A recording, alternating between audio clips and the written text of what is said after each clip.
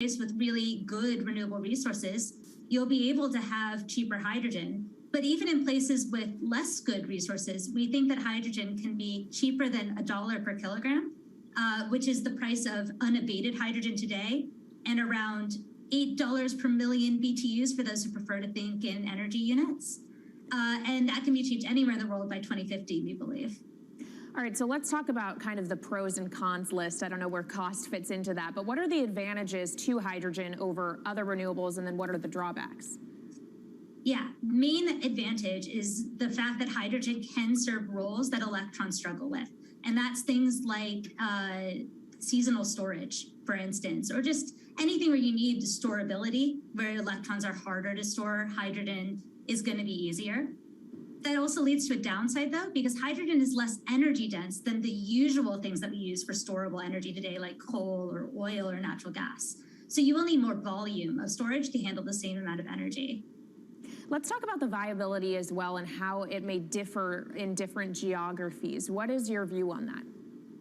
Yeah, so for green hydrogen, again, from renewable electricity, really places with the best renewable resources, things like Latin America or the Middle East, even Southern Europe, have really, really good potential for producing hydrogen. And then when you're looking at blue hydrogen, which is produced from natural gas or coal with carbon capture and storage, we do see that becoming more expensive than green hydrogen in the future, especially as renewable electricity costs come down. But that can be a viable option in places like the US Gulf Coast or Russia, where you've got good geological storage for the carbon, as well as ample natural gas that's quite cheap. All right, great breakdown. Thank you so much to our Meredith Annex, our Bloomberg NEF hydrogen specialist. And of course, you can get more from the Bloomberg NEF team on the terminal and online. And they've recently done a podcast called Hydrogen 101 as part of its Switched On series.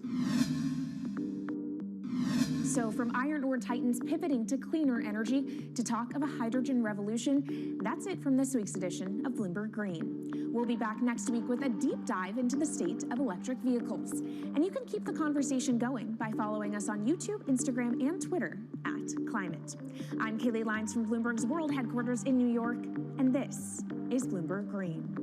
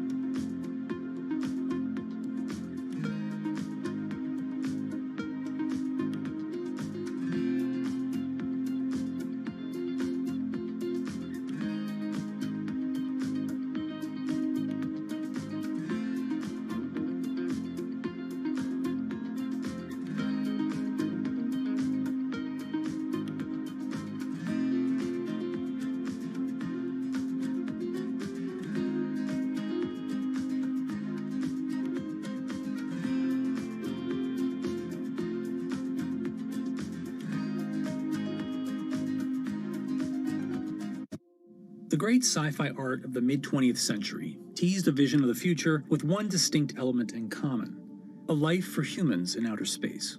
Whether vacationing on an exotic new planet or commuting to the moon for business, space travel seemed like it was just around the corner. Yet here we are, a half-century later, and only about 500 human beings have ever left the bounds of Earth's atmosphere. But thanks to a set of ambitious private companies betting on the promise of space tourism, that long-awaited future could be here sooner than we think.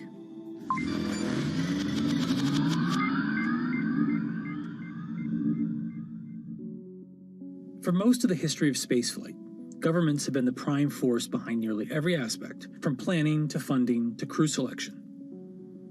But as early as the 1980s, proposals for commercial space tourism began to emerge, along with innovative solutions for getting people there, such as the wild concept of sticking a 74-person passenger cabin in the cargo bay of a NASA space shuttle. Although various non-astronauts have been selected for missions over the years, true space tourism didn't happen until 2001, when an entrepreneur named Dennis Tito coughed up an estimated $20 million to hitch a ride with the Russian Federal Space Agency for a week-long vacation aboard the International Space Station. 20 years later, we're seeing a new contender in this final frontier of tourism: private companies. It's becoming a private enterprise situation, still very high risk with a high potential reward. But, government is really out of the business of flying people now, and it's really going to be companies like Elon Musk and Jeff Bezos and Richard Branson that do that heavy lifting. Commercial space tourism is usually about taking the non-astronaut, the private citizen, into an orbital or suborbital flight. So you get a short amount of microgravity experience, and you can float and take some photos. And then you come back. This was something that technology had gotten to a point where the private sector was going to make a business out of this. There are multiple companies that want to get to the place where they fly people into space. The first of these is Blue Origin, founded in 2000 by Jeff Bezos. Using the autonomous rocket system New Shepard, a tribute to the first American in space, Blue Origin plans to launch up to 6 passengers at a time, offering a rarefied treat of 62-mile-high views and a momentary experience of weightlessness. Booking officially kicked off in May 2021, with the very first seat to be auctioned off for charity. Meanwhile, Richard Branson's Virgin Galactic has also been pursuing a viable form of suborbital tourism, aiming for a launch in 2022 once Sir Richard himself has taken a flight. I'm hoping to be able to go to space. I'd love to be able to coincide it with the moon landing and go to space. So I've got the whip on the team, and we'll see how we go. The company claims to have lined up over 600 seat reservations so far, including Justin Bieber and Leonardo DiCaprio. Virgin has projected that the final cost of the ticket will be at least $250,000, or roughly $50,000 for each of the 5 minutes or so of weightlessness that you'll get to experience. Although costly, both companies' offerings aim to make suborbital flight a regular form of adventure travel, eventually driving down costs at scale to expand the customer base beyond the orbit of celebrities and billionaires. The third major contender is Elon Musk's SpaceX, which has set its sights even higher on orbital flights, which are a whole nother level of complexity and energy and danger. When you go suborbital, if you're just going to go up above the von Karman line, which is 100 kilometers or about 62 miles, you only need to get up to maybe 5,000 miles an hour to get up there, and you go basically straight up and straight back down. You don't have the reentry heating that you would see coming in from an orbital. So when you go orbital, I don't care if you're a baseball or a battleship, you've got to go 17,500 miles per hour, not just 5,000 miles an hour. The energies involved are much greater. By doing that, SpaceX has gone another level up, and that's what they're doing with the Inspiration 4. Visit inspiration4.com for your chance to go to space. Inspiration 4 is the first planned all-civilian mission into orbit, slated to launch in late 2021. The crew will bring their own set of diverse perspectives and backgrounds and experiences to test how a group of different people, namely people who aren't professional astronauts, could fare in space. Until now, astronauts have had to be physically perfect, and this mission is changing that. And so I feel incredibly honored to be representing those who aren't physically perfect. At age 10, I was diagnosed with bone cancer, and I was treated at St. Jude Children's Research Hospital. And I spent a year there undergoing intense chemo and also surgery that ultimately saved my leg. I now work at St. Jude as a PA, a physician assistant, and I work with leukemia and lymphoma patients. The kids we work with are so brave, and they are very excited to watch me go to space, because this is showing them that, they're capable of doing this as well.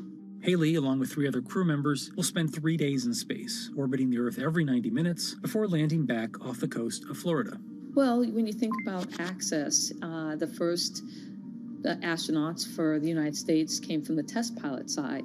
And so women weren't allowed to be a part of that. We have somebody in their 20s, somebody in their 30s, somebody in their 40s, and somebody in their 50s. And so there can be access in all kinds of ways, whether you're talking about age, whether you're talking about gender, whether you're talking about race and ethnicity, and all of those things. The first time, people are going up into space and not sent there by a superpower like the United States or Russia or China, well, that's like really significant. And you've got to be very thoughtful about it. The whole game plan right now is to make space like really affordable and accessible for everybody, so that you can have fishing buddies going to space someday. But the first is special, and so with that, we wanted to have a crew selection process that could make space available to everyday people. Getting to space is only the first step for space tourism. The next challenge is what to do and where to stay when you get there. Axiom Space is planning to launch the first segment of a new commercial space station in 2024. Their $2 billion project, called Ax Station, will become the first free-flying private international space station. Or, to use a more consumer-friendly term, a space hotel. Axiom isn't the only company out to make your space stay a little more comfortable. Bigelow Aerospace has been building what they call expandable habitat technology, like their B330, an inflatable pod module that expands once in orbit. There's even one attached to the International Space Station right now. They've been testing it, and you take it up, and it's rather small, and then you inflate it, and it seems to be working very, very well. This is likely to be the first kind of tourist hotel that you're going to see up in space. First of all, it's easier to carry instead of this giant tin can with all of that. The inflatables are lighter. You just blow them up, and they get a nice big size for about less than half the weight probably. But even as space missions become accessible to civilians, the risks of going into space are incredibly high. And you could die 1,000 ways that we can think of and 1,000 other ways that we can't think of. This is Michelle Hanlon. She's a space lawyer at the Mississippi School of Law, focused on protecting humans in outer space. Now, I'm not an attorney for any of the space tourists, so I haven't been privy to their private contracts. But I can tell you that the FAA requires certain waivers to be in those contracts. So, for example, the FAA says, well, we're not going to make you make your spacecraft to a certain safety level. We are going to make you, spacecraft operator, make sure that you inform your space tourists of all of the hazards that you know of. I'd imagine a very long waiver, all the ways you can die in space. And you have to understand that there's health risks, and you have to indemnify the US government if you are launching from the United States. So those are things that we know a space tourist has to sign and has to waive. So now let's go back and think about our space flight participants. The FAA calls space tourists space flight participants. They don't call them astronauts. Why is that important? If you're not an astronaut, there's no obligation to rescue you if something goes wrong. It's a lot of money to set up a rescue launch. If it can even be done, it's something really important to think about, and that difference as we cross this threshold from having astronauts in space to having real people like me in space. And when we are able to make it to space reliably enough, there's still a host of other legal and ethical issues to consider before space tourism can truly take off. There are so many gaps in space law that we are going to have to put in a lot of sort of basement ideas. And so, for example, the Outer Space Treaty is a treaty that offers principles and guidelines for state activities, for the activities of national governments. It doesn't talk about private entities. It doesn't talk about humans in space. So now if something goes wrong, so let's think about all the times hotels on Earth are sued, right? So slip and falls. You step on something in the bathroom, you sue the hotel, and it becomes a private lawsuit. Because of the vagaries of international law, if something happens in space, well, boy, you can sue the state that launched your spacecraft, you can sue the company that brought you there, you can sue the hotel, you can sue the individual, you can sue every government related to that, because the way the Outer Space Treaty and the Outer Space Regime have set this up is that anything that happens in space first has to go through a diplomatic channel before you think about suing in a court of law. And so every single slip and fall in a space hotel is a diplomatic nightmare. And so we really need to figure that out before we start sending a lot of people there. You think about human rights in space. Here, we don't think about a human right to oxygen because it's kind of all around us and free. It's not in a space hotel. So what happens if something happens and the oxygen depletes? Who gets the oxygen first? And then, of course, let's not even think about the labor. How do you treat your labor in a space hotel where that person may be there for 2 or 3 years without coming back to Earth? So a lot of things to think about.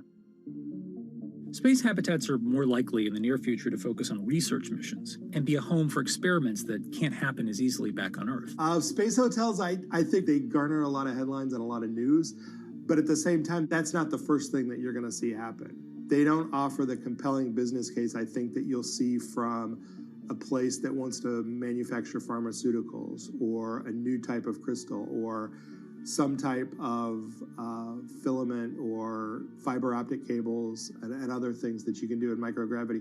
The things that are actually, a high value finished good, when you get that back to Earth and you sell it for a very, very huge profit margin, that's what's likely to happen in space, as opposed to having a real estate platform that you sell to a tourist. A space hotel is really interesting, and it will probably happen, but it's not likely to be at the forefront of space commerce. Even if space hotels are right around the corner, don't get too excited about booking a trip in one. It's not a cheap ticket to ride to space, and it's going to be, millionaires and billionaires and that sort. But at the same time, the point was made that in the early days of airline trips, that was also a completely unaffordable ticket for most people. Those people who flew were people of means, and over time it becomes affordable to the masses. And I think that's the goal for all the entrepreneurs in space as well, to get those costs down to a point where it's not $10 million or $5 million or $300,000 ride into suborbital space. When it becomes more like buying a first-class ticket to go to Europe from the United States. So that's the goal, and the question is, can we get to that point? Given the immense operating costs of getting to space, it may be years, if ever, until space tourism becomes a profitable venture for any of these companies. Virgin Galactic, the only publicly traded company of the three, has had a particularly rocky year, initially riding on the momentum of a SPAC deal, but more recently beset by launch delays and major funders, including Branson himself, selling large quantities of their stock in the company. Space is really, really, really hard, and it's an absolute cliche, but it's one that happens to be very true. It's just really hard to do. That's also the reason that you've seen the delays that, Virgin had talked about flying years and years ago. And it became such a crazy point that Richard Branson actually stopped talking about it when he was asked, because it was never going to be when he predicted. But it's not insurmountable. And, investors have stepped up because this is something that is doable. Despite the astronomical dangers and costs of getting to space, it may ultimately follow the course of other once fanciful modes of travel. Wright brothers having, what was by modern standards a very unimpressive first flight, at Kitty Hawk. I mean, you had like less than 20 years later, you had your first airborne ambulances being used to save lives. Fundamentally, the world is a more interesting place when people can go and dance among the stars and such. The lure of space is innate. It's in our DNA. It's that exploration bug. We are an exploratory species, and we want to go out there and see what's out there. That vision that I had in 1969 of seeing normal human beings travel into space, it's finally beginning to happen. When you get a bunch of people up there and they can all see it for themselves, that'll create even yet another revolution in how we treat our planet and the way we think about it. So while 2001 came and went without quite looking like Stanley Kubrick's ultimate space fantasy, 2021 might finally be the year we're catching up.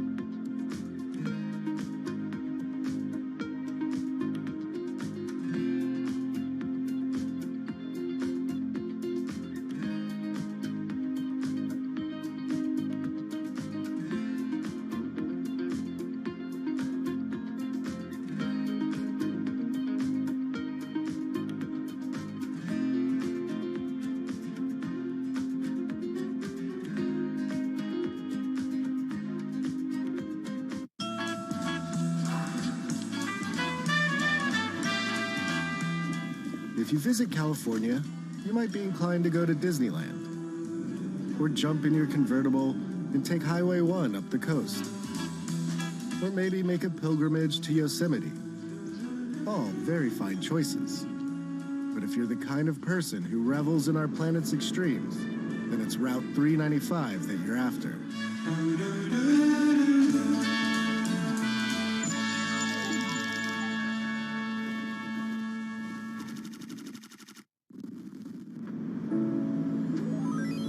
This one glorious road will carry you from Death Valley's desert floor to sky-high views of Mount Whitney.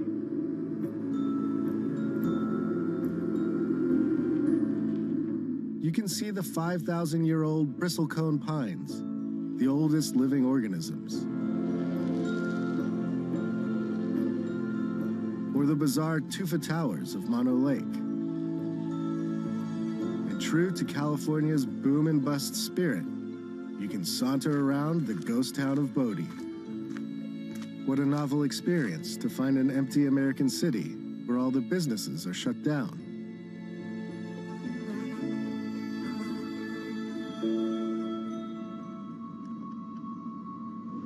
To do 395 upright, it helps to have a guide, and mine is a man named Jan, and his crew, Heron, Let's tidy up first. and Lemmy, the hardest partying dog of all time. Jan agreed to show me some of what 395 has to offer, but only if we agreed not to disclose any locations.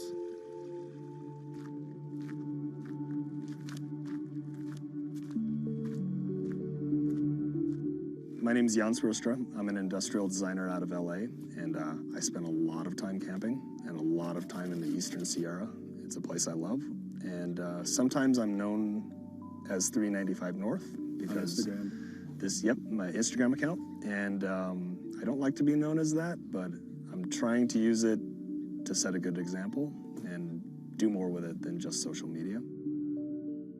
Where did we end up camping? We got here late last night. I wasn't even sure where we are. This is BLM land, right on the outskirts of National Forest, and it's one of my favorite places in the world. Basically, everything outdoors wrapped into one. Yeah. Good thing about California, man. Oh, man. We have so much national forest and public land that you can literally just cruise out and find a place to camp. It's ours. What I wish was mine is Jan's sweet truck. It's a 2019 Ford Ranger. Has about 200 watts of solar in it and a fridge, and has everything that an RV has except for a toilet, but just on a smaller, simple scale. And you drive us around day to day in LA, Yep. and then just roll out when you want. It's my daily driver. Handles great, and then when I'm done with work, I can just bail and go camping. So the camper basically has only what I need. Think of it as backpacking with a car. Yeah. The fridge has a couple compartments. This is just a kitchen box, stove, utensils, and a bunch of stuff. This one has just dry food. Then when you get inside, there's a bed. The bed flips up, so you've got tons of room in here. This awning is phenomenal. If you want to pull that over.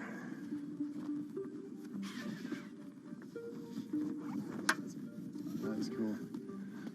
Let me just pop that up. Sorted. So, home on wheels. Yeah. This is my vacation house. Dude, it's so nice, man. Even with his nomad lifestyle, Jan faces the same big question as the rest of us.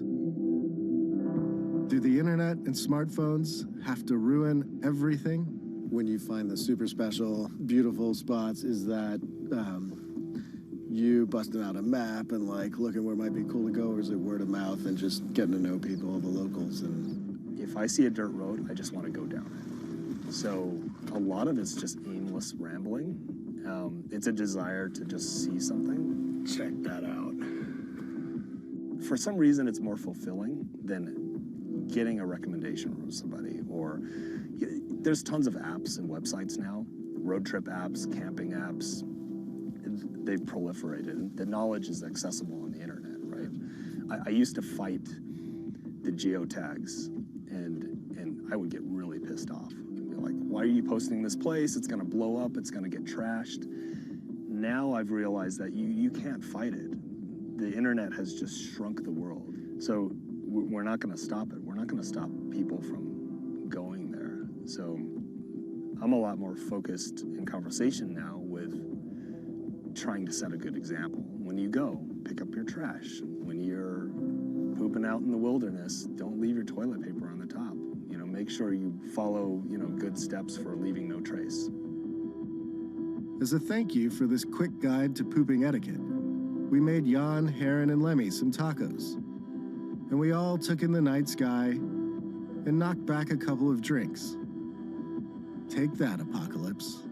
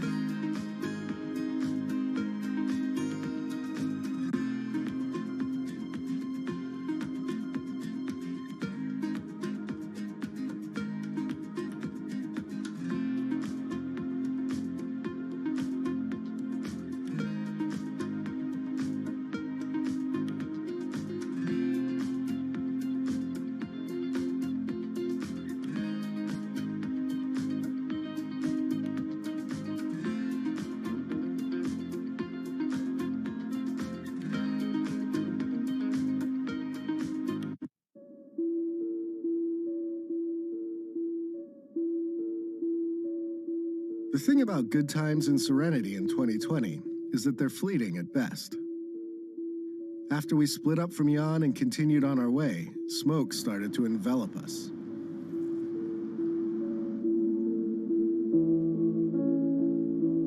The plus side was that our RV no longer smelled like feet. The downside was breathing. My man David here suggested that we try and outflank the smoke by cutting through Yosemite. Without a reservation, we had to talk our way in. Yes, no stopping, no getting out, and yeah, no problem. We just wanted to get through. It was a beautiful choice. Glad we got out of the smoke. Whoa, okay. But not quite as effective as we had hoped.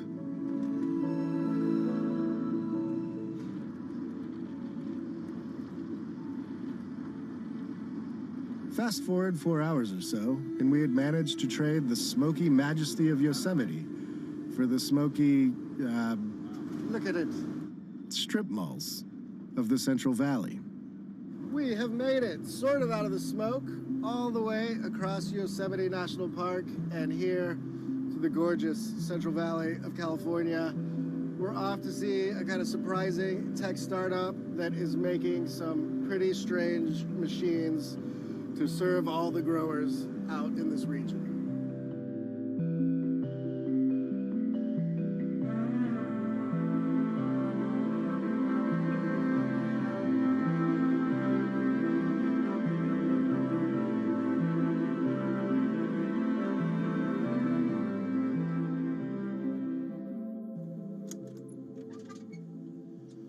And we're here in this near Fresno. This is California farm country, right?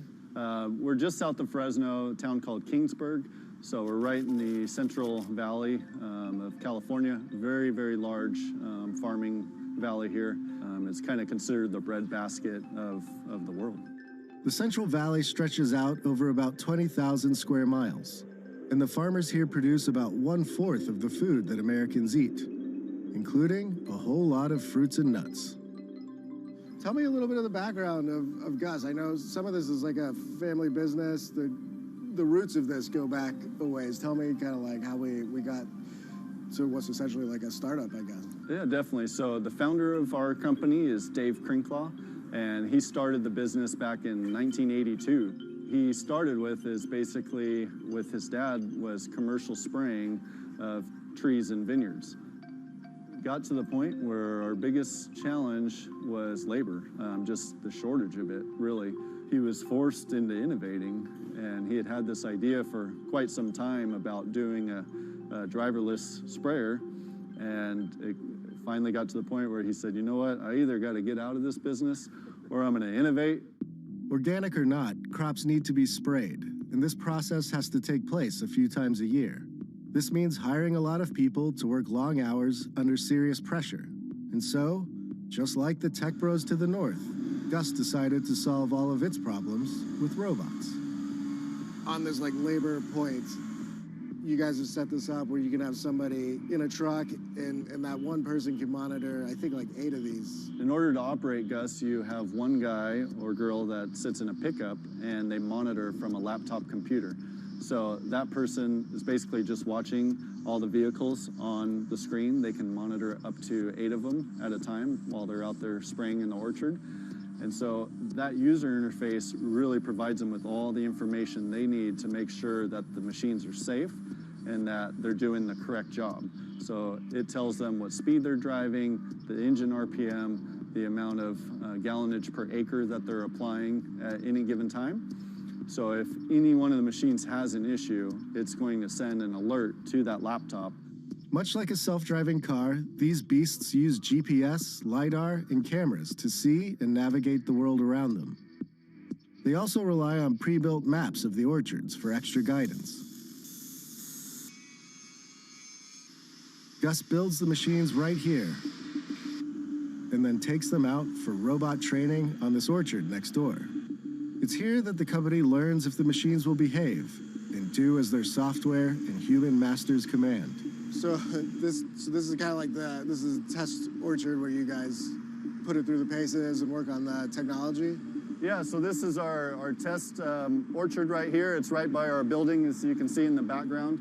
So every new machine, as it comes off the assembly line, it's put through a commissioning test right here. We test all the sensors on the machine, autonomous computer, all the safety systems, make sure it's doing what it's doing prior to when it's delivered to a customer. So what's it doing now? So right now he's doing a test spray. So he's just turning the water on to make sure that the system comes up to pressure, spraying water out of the nozzles just to make sure it's all functioning properly. Okay.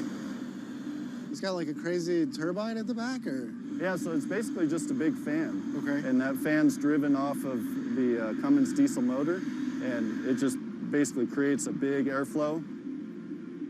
Gus is already selling these vehicles to brave modern farmers. And people the world over have taken notice of its machines. And have you just sold them in the Central Valley or like throughout the U.S. or even overseas, or where are they going? Yeah, so right now the majority of our machines are here in California in the Central Valley. However, we do have machines and customers in Florida in the citrus industry over there, as well as Australia. And I think you started selling them in like December of 2019? Yeah, right? So we started taking orders early last year for the sprayers, and the first deliveries we made were in December of 2019. Okay, so. And how much do they cost each? So our retail price on these machines is $285,000. So it's like it's not a small investment, but I'm sure the regular sprayers aren't cheap. Yeah, either. I mean we're honestly not too far away from conventional equipment on our price, and the main thing is that the return on investment is very quick due to all the labor savings and the increased efficiency. I mean, these machines, they just drive. But basically what we're doing, besides this machine, this is our first machine, we call it Orchard Gus. mainly designed for your nut trees, as well as citrus and fruit. In the future, we're working on a few other projects. We're going to do more machines. One of them is actually a vineyard sprayer, so vineyards are much tighter spacing, so the machine has to be physically smaller. And then we've got our eyes on doing a lot of other innovating.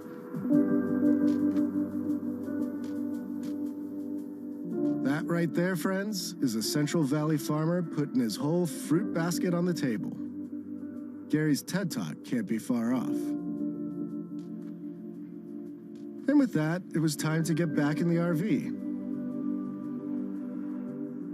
and to confront what happens when three men are bested by their own failings and the forces of entropy.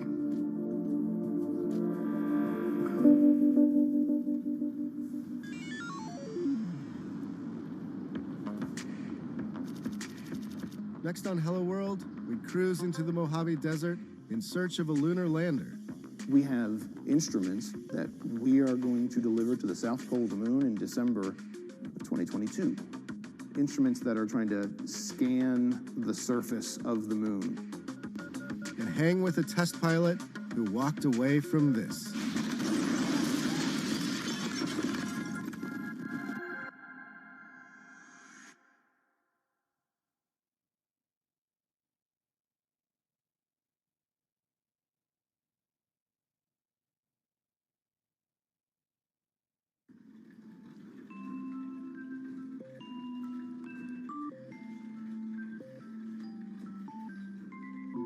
Meet Betty. She lives by herself, but for the last few months, she hasn't been alone. LQ, tell me a joke. Did you hear about the claustrophobic astronaut? No. Apparently, he just needed a little space. Most technology isn't made for 93-year-olds. But this woman is making sure that this particular robot is. LQ, who are you? She's researching the way we interact with machines. And if she has her way, robots will soon be a trusty companion for all of us. My name is LQ. How can I help you? As technology replaces old jobs, it's also creating new ones. I'm Aki Ito, and I'm here to show you the jobs of the future.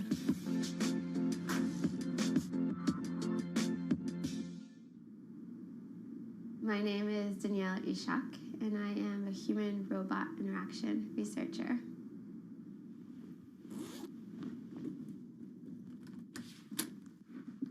It's really hard to intuitively design a robot meant for a consumer audience.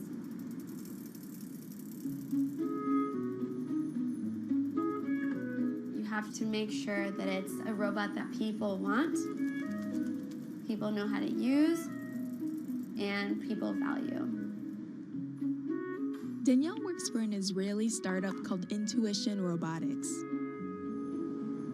Its U.S. office is here in downtown San Francisco. Hello? Hey Danielle, it's Aki. Come on in. The company is funded by a couple big names like Samsung and Toyota. Full disclosure, Bloomberg's venture capital arm is an investor too. This is LEQ. Can I take her out for a spin? Please.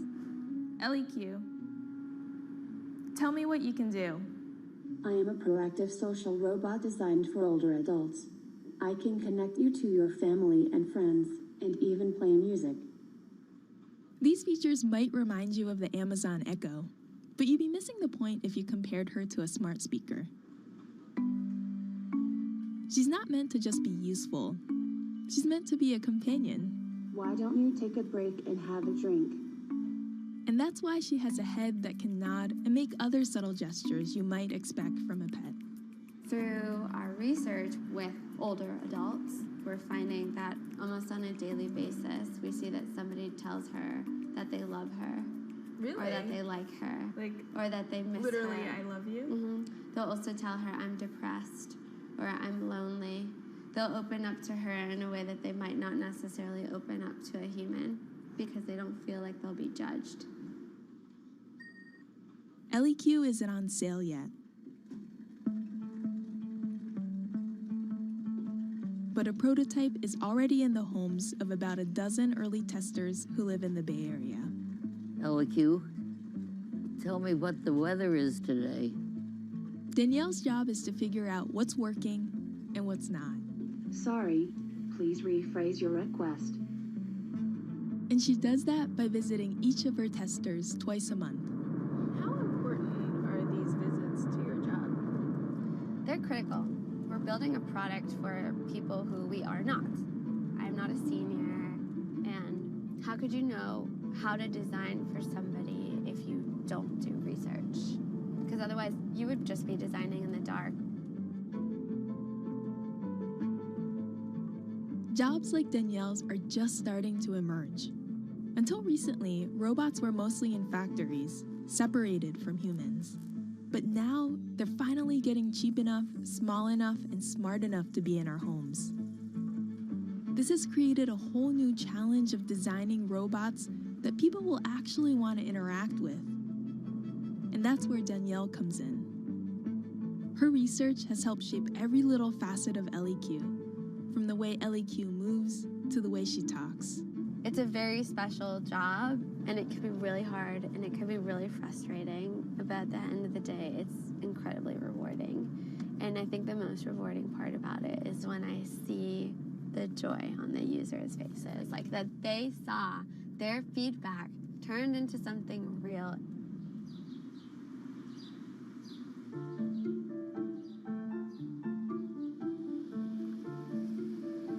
Today, we've driven east of San Francisco to go see one of Danielle's research participants. LEQ, tell me something interesting. Did you know that Ronald Reagan was a lifeguard in high school and saved 77 people's lives? Now, see, this is where a conversation is. She should open up and I should say, no, I did not know that. I expect her to be able to continue a conversation for at least a couple of comments. Yeah. And why is that? Why? Yeah. Because that's companionship.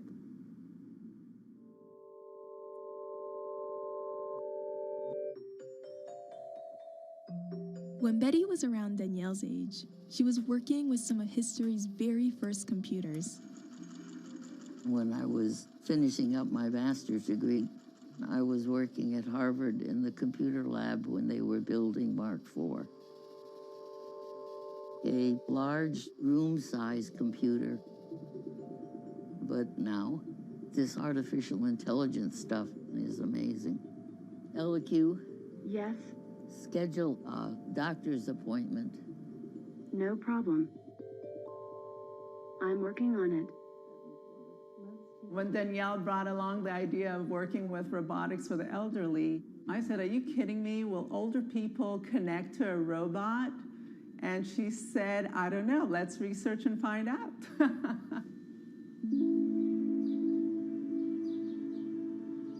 Danielle grew up here in this suburb of Atlanta. Her parents spent much of their childhoods in Israel and met in the US.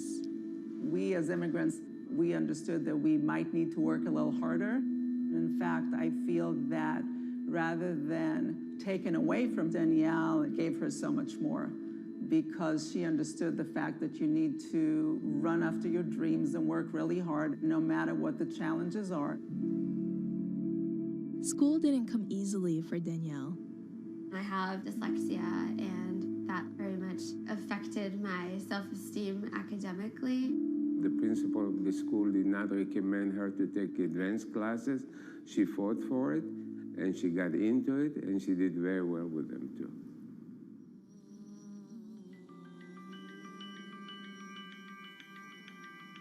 Danielle's first job out of grad school was at X, the secretive research facility founded by Google. It's known for dreaming up all kinds of wacky, far-flung ideas. Can you tell us about the moonshots you worked on? No, I can't tell you too much about the projects that I worked on. I can say that I was working on robotics. She loved the job, but wanted to work on something that would reach real consumers sooner. So she left X after a year and joined Intuition Robotics.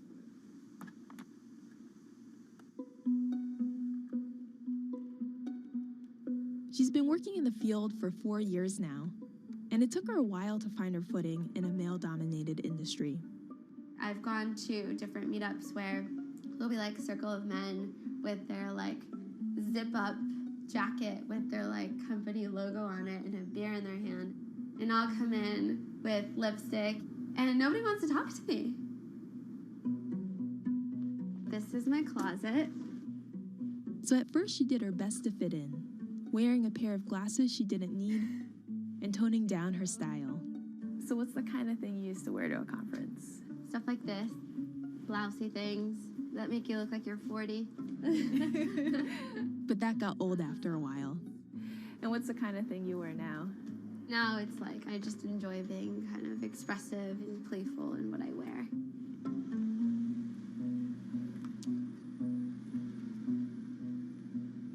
Before we wrap up for the day, Danielle has one more LEQ tester to visit.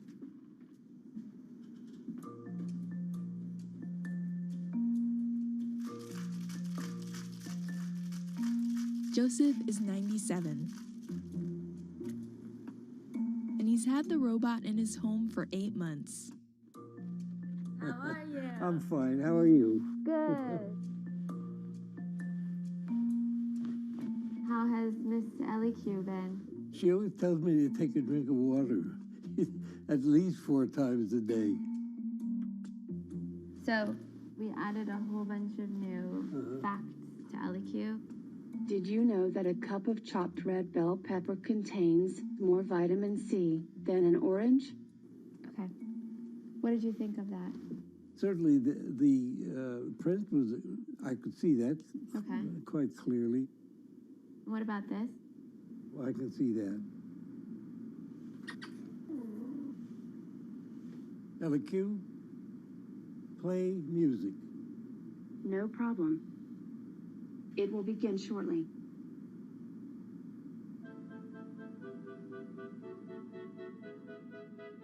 By 2050, almost 500 million people are going to be 80 or older. And if current trends continue, more and more are going to be like Joseph and Betty, living alone. LEQ, stop. Today, both of them are doing okay. But some of Danielle's other participants have been struggling. Is it kind of hard to leave them at the end of the day? It is. Some of our testers are pretty advanced in the stages of depression through loneliness and isolation. And at times, I know that LEQ is cheering them up in their day, but I know that it's only part of the way. No source of artificial intelligence, robots will ever be able to replace humans and human companionship or human care.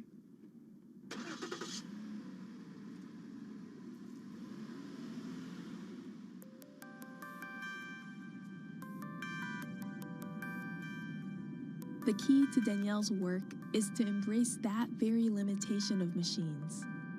Robots should help humans do what they love, help humans interact with more humans, help humans in general. Not pull humans away from humans, not take humans' jobs and leave humans without purpose. Whether it's in our workplaces or in our homes, robots are soon going to be everywhere. And it's up to Danielle to make sure this robot-filled future leaves us just a little better off. So don't be afraid. And if you are afraid, come and join us, because I promise it's a friendly place.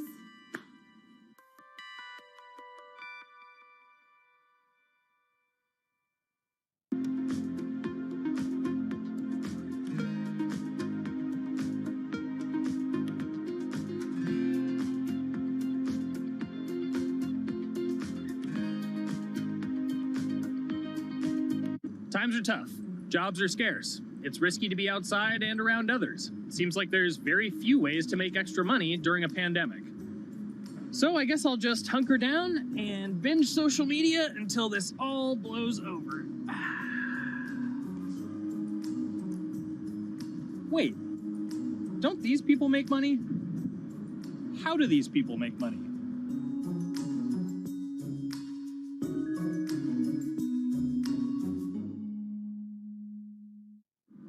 Streamers, YouTubers, Twitch stars.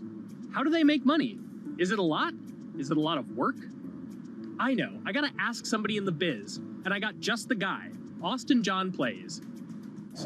This is your full-time job now, right? As of November of last year, yes. This was always just kind of like a side thing. Like any money that I made from doing my videos and whatever else, I never touched that because I didn't really think of that as being like real money. And then it started coming in more and more. And then it was like I hit my first day that I broke $1,000 and I was like, this is actually going to be money.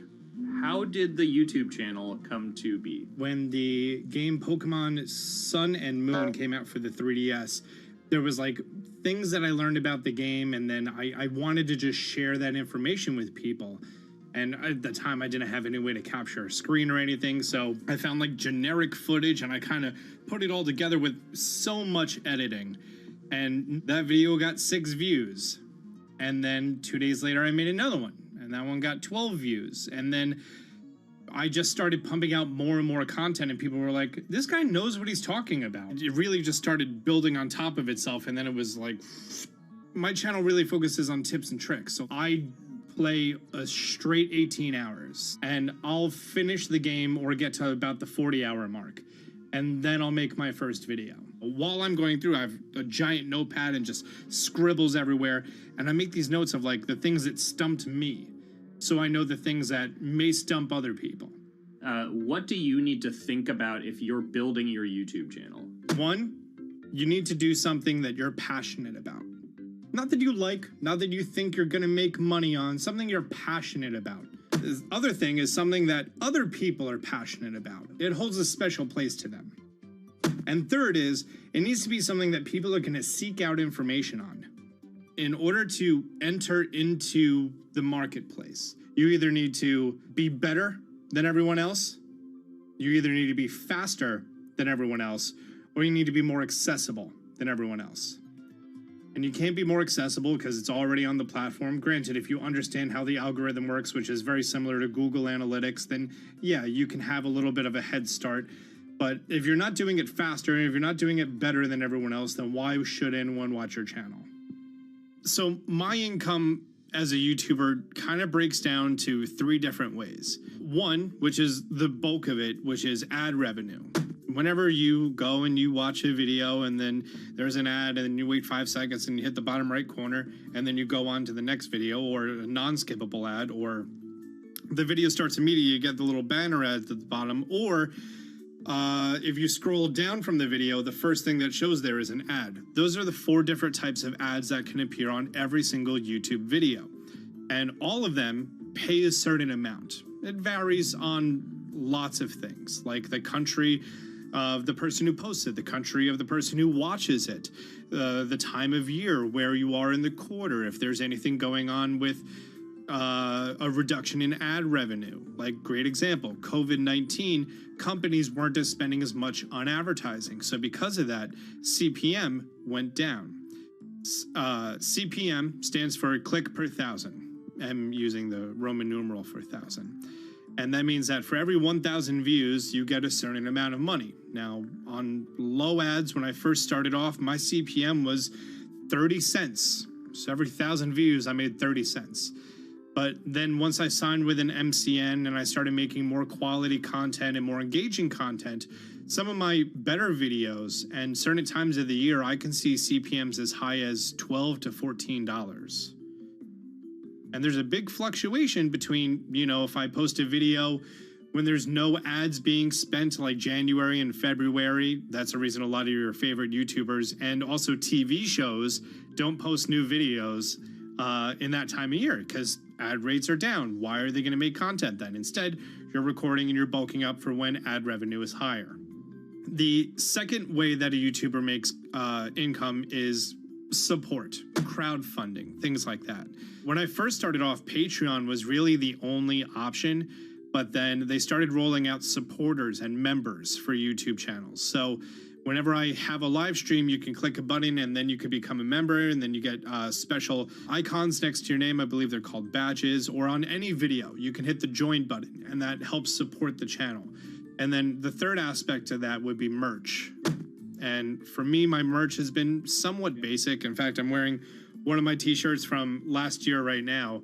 You have to endure the times that your first video gets 6 views, that you posted on Reddit and they say, shut up, and then an auto mod bans you. You have to go through that, because until you go through that and you discover why you're doing it, you're not doing it for other people, you're doing it for yourself. If you're not loving what you do, then it's not worth it. Huh. So make a channel about something that I'm passionate about. Oh, sweet. I guess I can make the channel about that.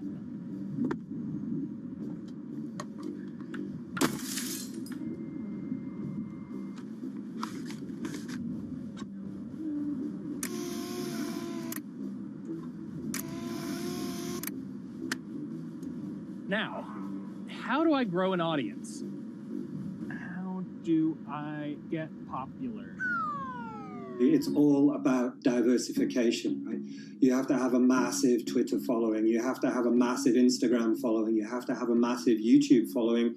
Of course, you have to be on Twitch, which is the key platform. But basically, any way you can get in front of your audience, you can engage with your audience, is going to drive those clicks, which ultimately drives the advertiser revenue that you get back from all of these platforms. It's me and Dan playing video games and talking in a funny manner over them. They're not just people who are good at games, they're actually people who are good at online engagement, online entertainment, first and foremost. You have the right to remain stylish. Anything you wear can and will be used against you in the court of fashion. The streamer is either very, very talented at the game. The best player in the game is generally going to draw a crowd because people like watching people who are very good. On the other hand, they're either very, very good or funny, charismatic, whatever it is on that side. Oh, no. You know, it becomes more of a show where they talk about other things outside of the gaming world, and gaming becomes really just a backdrop and an excuse to engage with that audience. There were those weird, like, Ronald McDonald VHS movies. You remember those? I'm personable, I'm chatty. I would kind of, when boring things were happening in the game, I would ramble on about, movies I'd watched or books I'd read and, or conversations I'd had and stuff like that. And so I think being personable was a big part of that. It's not just getting on and playing games. It's getting on and being an entertainer. You are putting on a show. All right, now let me go ahead and grab the samurai sword that every gym has. Okay, he's dead. To have a larger audience and to have that audience, I think, stay with you, you have to bring something extra. You have to find your niche. You have to find what works and what connects with the audience and what makes them laugh and what makes them keep coming back. You gotta make it a little more exciting, all right? Throw in a hanging bishop. Have everybody in suspense for a moment. I think the real most important thing is to just get used to being on camera. Like in any sort of performance thing, is get used to talking on camera. My first few videos were terrible, but because I sat down and did it for 6 to 8 hours a day, I just got used to talking and I got over that uncomfortable hump. If you go into Twitch purely with the expectation that you're going to make money, make a job out of it, have all this growth, and it's going to be great, you're probably going to burn out prior to getting to that point because there's very little payoff for a long time, right? Like multiple years generally before you really start to see a payoff. And so, those first few times you're streaming, nobody is there. One person shows up every 30 minutes, says hi maybe, and leaves, right? Like it's very discouraging, I think, for a lot of people. And so you have to be there just loving it. You have to love talking to yourself when nobody is around. You have to love just the game that you're playing, all of that stuff, because it takes a while. And I think a majority of people burn out prior to getting to the profitable point of it. And there you have it. My very own YouTube, Twitch, Discord, and streaming channels all ready to go live. It's a veritable social media ecosystem just on the verge of thriving. So, don't forget to smash like and subscribe, and visit my Patreon for perks. Also, go to my merch page. And one last thing, stay cool, my friends.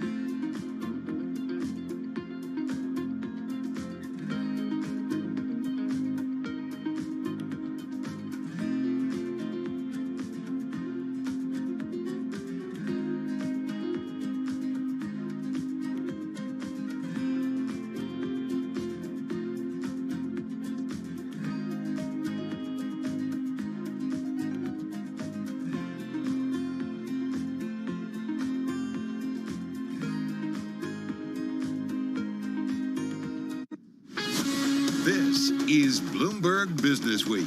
Insight from the reporters and editors who bring you America's most trusted business magazine. Plus, global business, finance, and tech news as it happens. Bloomberg Business Week with Carol Masser and Tim Stenevec on Bloomberg Radio.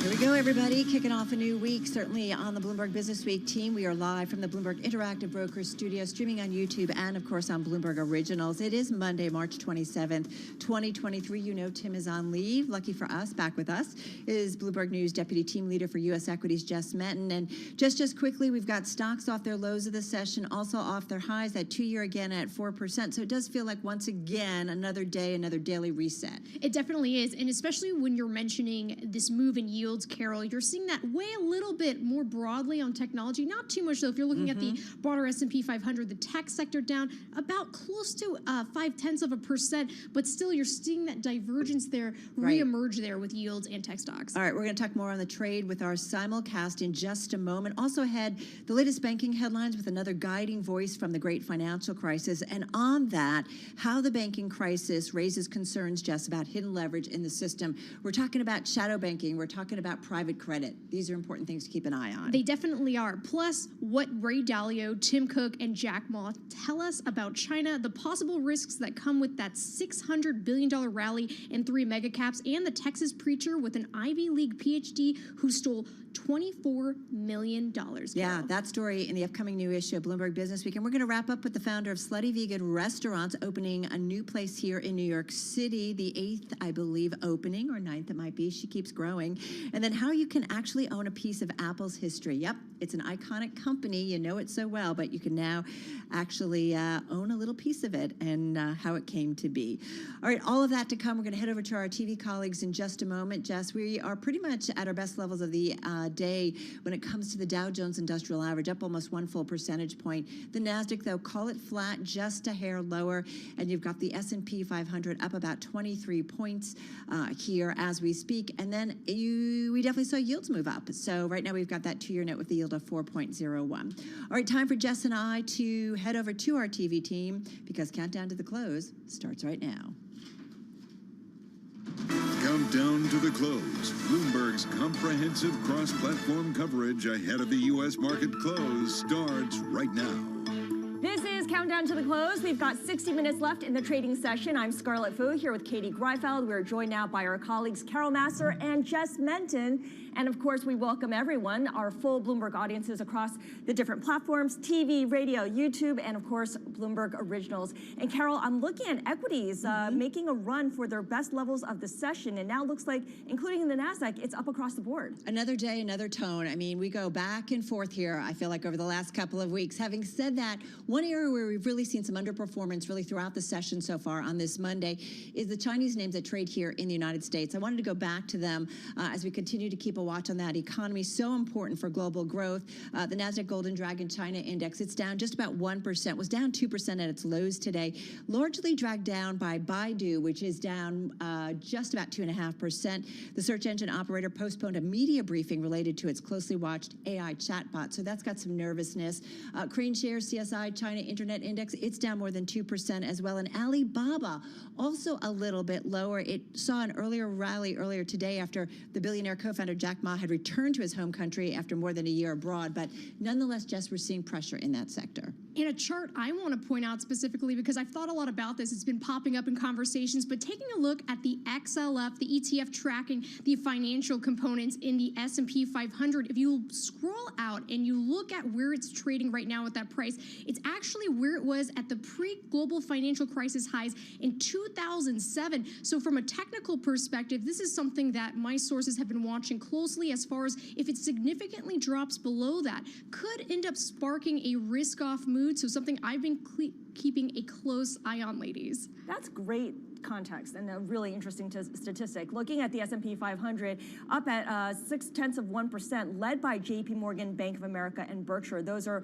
three financials within the top 5 contributors to that index. The Dow gaining by 1%. The NASDAQ, the laggard here, but it too has flipped into the green. And the Russell 2000, the best performer here of the bunch, up by 1.6%. And those fuzzy feelings continue if you look at the sector level as well. You have 9 sectors in the green right now, just 2 in the red. What's leading the charge? It's energy, and no surprise, it's financials up there as well, as too is materials and industrials. You look at what's still not doing too well. It's what has been some of the 2 biggest outperformers over the past month, communication services and technology. As we count down to the end of this month, of this quarter, you can see falling a bit out of favor today. All right, but in favor certainly today are the financials, specifically the regional lenders. First Citizens rising the most since 1990, of course agreeing to buy SVB. And First Republic gaining as much as 33% has paired some of that advance. U.S. officials may expand their emergency lending facility for banks, and in the process helping First Republic buy some more time to boost its balance sheet. And Signify, I just included this because it's up 5.8%. CVS does say it plans to close its purchase of Signify on or around Thursday. Maybe there were some concerns that some of those deals would not be able to close on time because of all the turmoil we've been seeing in the market, adverse market conditions and the like, but that looks like it's moving ahead. And Coinbase, this is an interesting one, down 8% right now. Crypto stocks as a whole getting hit after the CFTC sued Binance for allegedly breaking trading and derivatives rules. So one of those crypto exchanges under fire, under pressure from the CFTC. Now, when you talk about banking and the turmoil that we've seen, things are certainly calmer at the moment, but the turmoil has not ended. Small U.S. banks, it turns out, lost 2% of their deposit base during the week of SVB's collapse.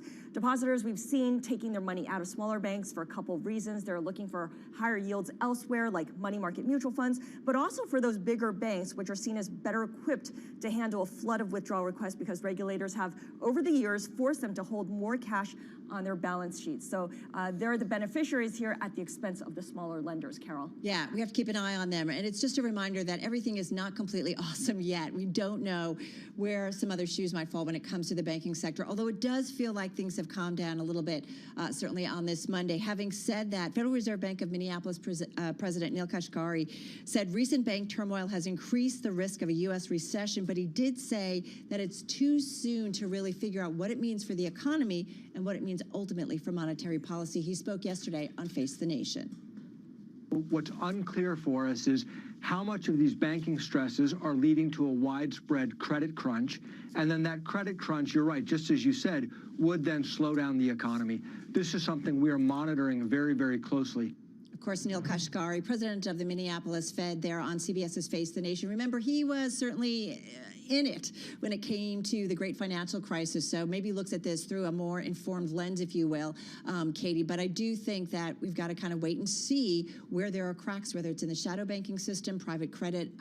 We're just not quite out of the woods yet, I think. Not quite out of the woods yet, and I would imagine from the really parade of Fed speakers that we're going to hear from this week that they're all sort of going to echo that tone. But to the point of a credit crunch, it seems like that is the consensus, that we're going to see credit become less available. Basically, the big question mark is how tight conditions actually get. How much is that worth in trying to quantify the amount of tightening that we might see? And this makes me think back to something Carol and I were talking a lot about on Friday, as far as this whole sort of inflation type trade that dominated last year, now turning in more to the slowing growth type, recession type trade. If you look toward the tail end of this week, we'll have the consumer spending report and the PCE indicator. Typically that doesn't move markets as much as CPI. But again, to Carol's point, which she was talking about on Friday, if this is something that's going to gear more toward obviously the growth type of trade and the slowing growth trade, more so than maybe even some of this inflation data as far as it moving markets. Right, that's a great segue to what Mike Wilson of Morgan Stanley has been hammering on and on about, which is that stocks are overvalued right now, but the newest reason is that earnings are the next risk to equities. We're going to start to see all this turmoil showing up in earnings guidance looking more and more unrealistic. That's going to kick off in, what, about 3 weeks from now. And we're going to, even before then, perhaps get some indication from companies as they slowly drip out news that perhaps they're not going to be able to live up to their forecasts. Right, that's the risk at this point, certainly on the equity side of things. Having said that, Jeff Goodlock, of course, of Double Line Capital, just a headline crossing that he says chances are better than 50-50 that we are done with interest rate hikes. But this is the great debate, right? Again, we're trying to figure out what comes next in terms of the recession, no recession, the economy, and what happens with monetary policy and what happens with banks. So talk about a worry list. Yeah, Neil Kashkari says it's too early, but the market says, nope, it's never too early to think about it. Exactly. All right, guys, we're going to be back in less than an hour's time. We're going to continue this conversation, our cross-platform coverage on radio, TV, on YouTube, and Bloomberg Originals. Beyond the Bell, 4 p.m. Wall Street.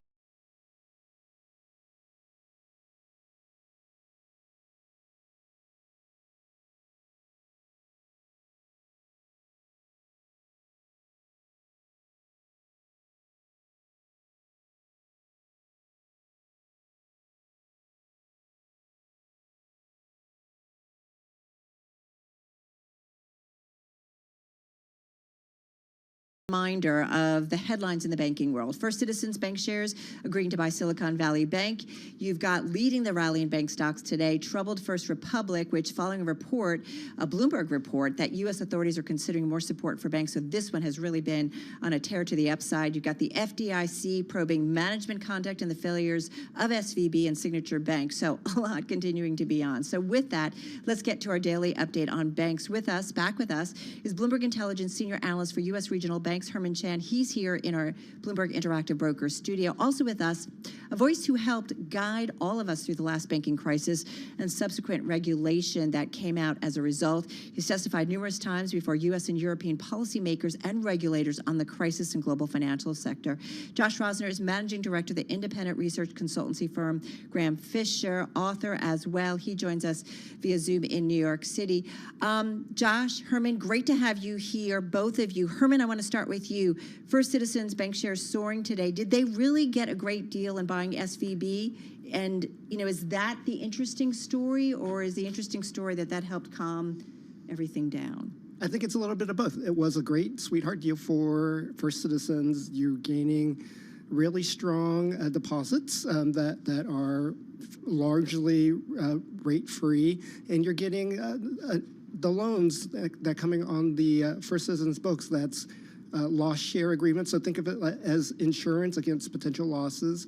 And it really vaults the bank to become a top 15, top 20 institution. And the thing that analysts are looking at is the accretion in book value. Basically, book value could increase by upwards of 50%, maybe even 100%. So we're still waiting on numbers on that, and that's why the stock has really popped today. What is a First Citizen? Because they've been buying lots of other banks over the years. It feels like, you know, something goes wrong, the FDIC comes in and it goes to First Citizen. Yeah, it's a smaller, less known bank. It's based in Raleigh, North Carolina. It's family run, which is interesting. The founder, the CEO is the founder's grandson, so it's been family operated, and a large chunk of the family owns the shares.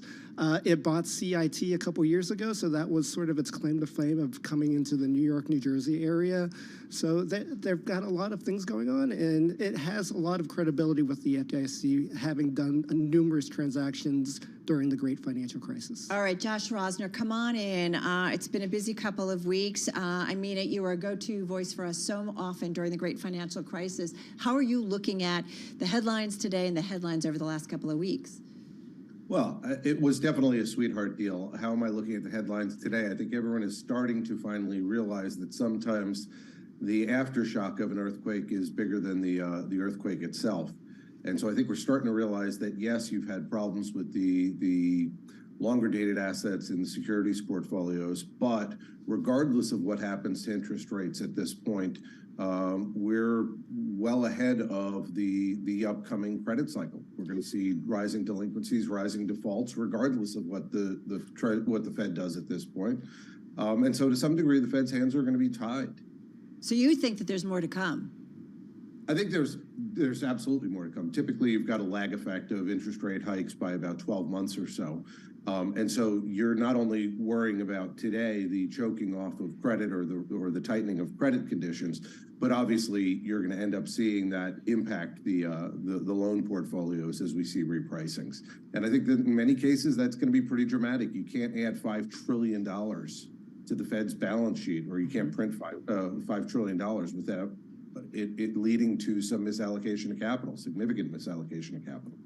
And Josh, when it comes to First Citizen and SVB, why did it take so long to get a deal done? Well, I mean, I think that's the other interesting thing. If you look at the loss sharing agreement here, which is obviously massive, the FDIC is going to end up taking, some hit there. But they did so really by making a systemic declaration. I think it took a long time because it seems pretty clear that they didn't want any of the GSIBs to be the bidders. I think that you could have actually put together a deal more quickly and with less loss sharing. But because we don't want them to be bigger? Because Josh? we don't want them to be bigger politically, I think they recognize that that's a bit of a problem. I think functionally it's a problem as well. But I think it would have actually created more problems for them politically at this point. And because they designated this as a systemic failure, they actually don't have to follow the FDIC's requirements of least cost resolution, which allowed them to actually take more loss sharing. The downside of that is there's only about $150 billion in the FDIC Deposit Insurance Fund, and how many of these can you do without ultimately depleting them? And I want to bring Herman back into the conversation, because when it comes to First Republic, will there be a buyer in this scenario as well? Yeah, I think we're still waiting to see what's going on. I would point to the fact that the Bloomberg News article said that the regulators are looking to even add more liquidity opportunities for First Republic to tap to shore up their balance sheets. You can point to the fact that the $30 billion deposits collectively from the largest U.S. banks gives them a short-term bridge to a solution. All of that points to us that the government and the banking industry doesn't want First Republic to fail. And how bad is it if we keep throwing this much money? They've also been tapping, right? Right. The Fed. So does it tell you how bad it really is then? We calculated that the deposits may have left to the tune of about $89 billion, and that's comparable to $170 billion at the end of the fourth quarter. So you're talking about a pretty big chunk of the balance sheet that's missing. But it sounds like things have stabilized a bit, and so they're hopeful that there's an opportunity for them to become a full-fledged independent institution without needing any further help from the government. Josh, it feels like Little Boy Blue, right? And it's just like a hole of water, a hole of water. That's kind of what it feels like. Maybe the water's coming slowly, but that's what it feels like. Or somebody said to me last week, or we overheard, you see one cockroach, you think that's it. It's not. There's a million more behind the wall. So help me, how you are looking at this and where the next shoe to drop might come from. Well, remember, the problem wasn't even the losses, the unrealized losses in the held to maturity portfolio. In these particular banks, it was that they had the unrealized losses or the illiquidity in both the held to maturity and their available for sale portfolios. But worse than that, they had large amounts of deposits that were uninsured and little cash on hand to meet withdrawals. So those are really the two other pieces to it besides the impairments due to interest rates. There are a lot of banks that have upside down HTM portfolios, a lot. We're talking, well over 100. That is not really the concern in my mind. The concern short term was the concern about deposits, cash on hand, the uninsured portion. But again, I think that the where to look becomes you've had a very long upcycle at zero rate. I mean, we've seen, Main Street commercial and industrial loans, small commercial industrial loans, C loans, priced at when we were almost at zero rates at LIBOR plus 400 to 600. Now, as those reprice, how many of those Main Street borrowers are going to be able to actually sustain their payments at significantly higher rates? I think that becomes really the problem. And so I think we're about to go from the liquidity questions of this cycle to the credit side of the cycle. Do you agree, Herman? Yeah, I think there's going to be some normalization in credits. The banks have had very little loan loss content over the past several years, and it's been impressive that losses haven't really formed. A lot of that had to do with stimulus measures during the pandemic and the Fed's quantitative easing measures, but at this point, it does seem like we're heading into a recession, and you should see loan losses really pop up and normalize for the industry. So yeah, Josh, now if you remember back in the third quarter of 04, we had a massive hurricane, and everyone said, "Oh, this is a temporary blip," and that was when I had said, "Nope, the housing crisis is 18 to 24 months away," and it was really driven by the fact that we'd had a full rate cycle, and the problems were working their way through the system, and they would ultimately create those losses. We really have the same thing going on here. It's not in residential real estate this time. To some degree, the market's well aware that it's in commercial real estate. It's in sort of C credit corporate. But we haven't had a cycle now since the great financial crisis. And Herman, my last question, we only have about 30 seconds left, but why do you think investor confidence isn't being shored up with the First Republic situation? Sure. I think you can point to the fact that we're having a sense of a cleanup issue that's undergoing with First Citizens coming in and cleaning up the mess of SVB. You've had New York Community cleaning up Signature, so that's a show of confidence to us. So I say, like Little Boy Blue, but the holes are like slowly coming. It makes me a little nervous if they start to come much more quickly. Herman, we're going to let you go, but so appreciate it. We've been leaning on you throughout this. Herman Chan, he is Bloomberg Intelligence Senior Analyst for U.S. Regional Banks, and we're going to come back with Josh Rosner, broaden this out as well, talk about regulation.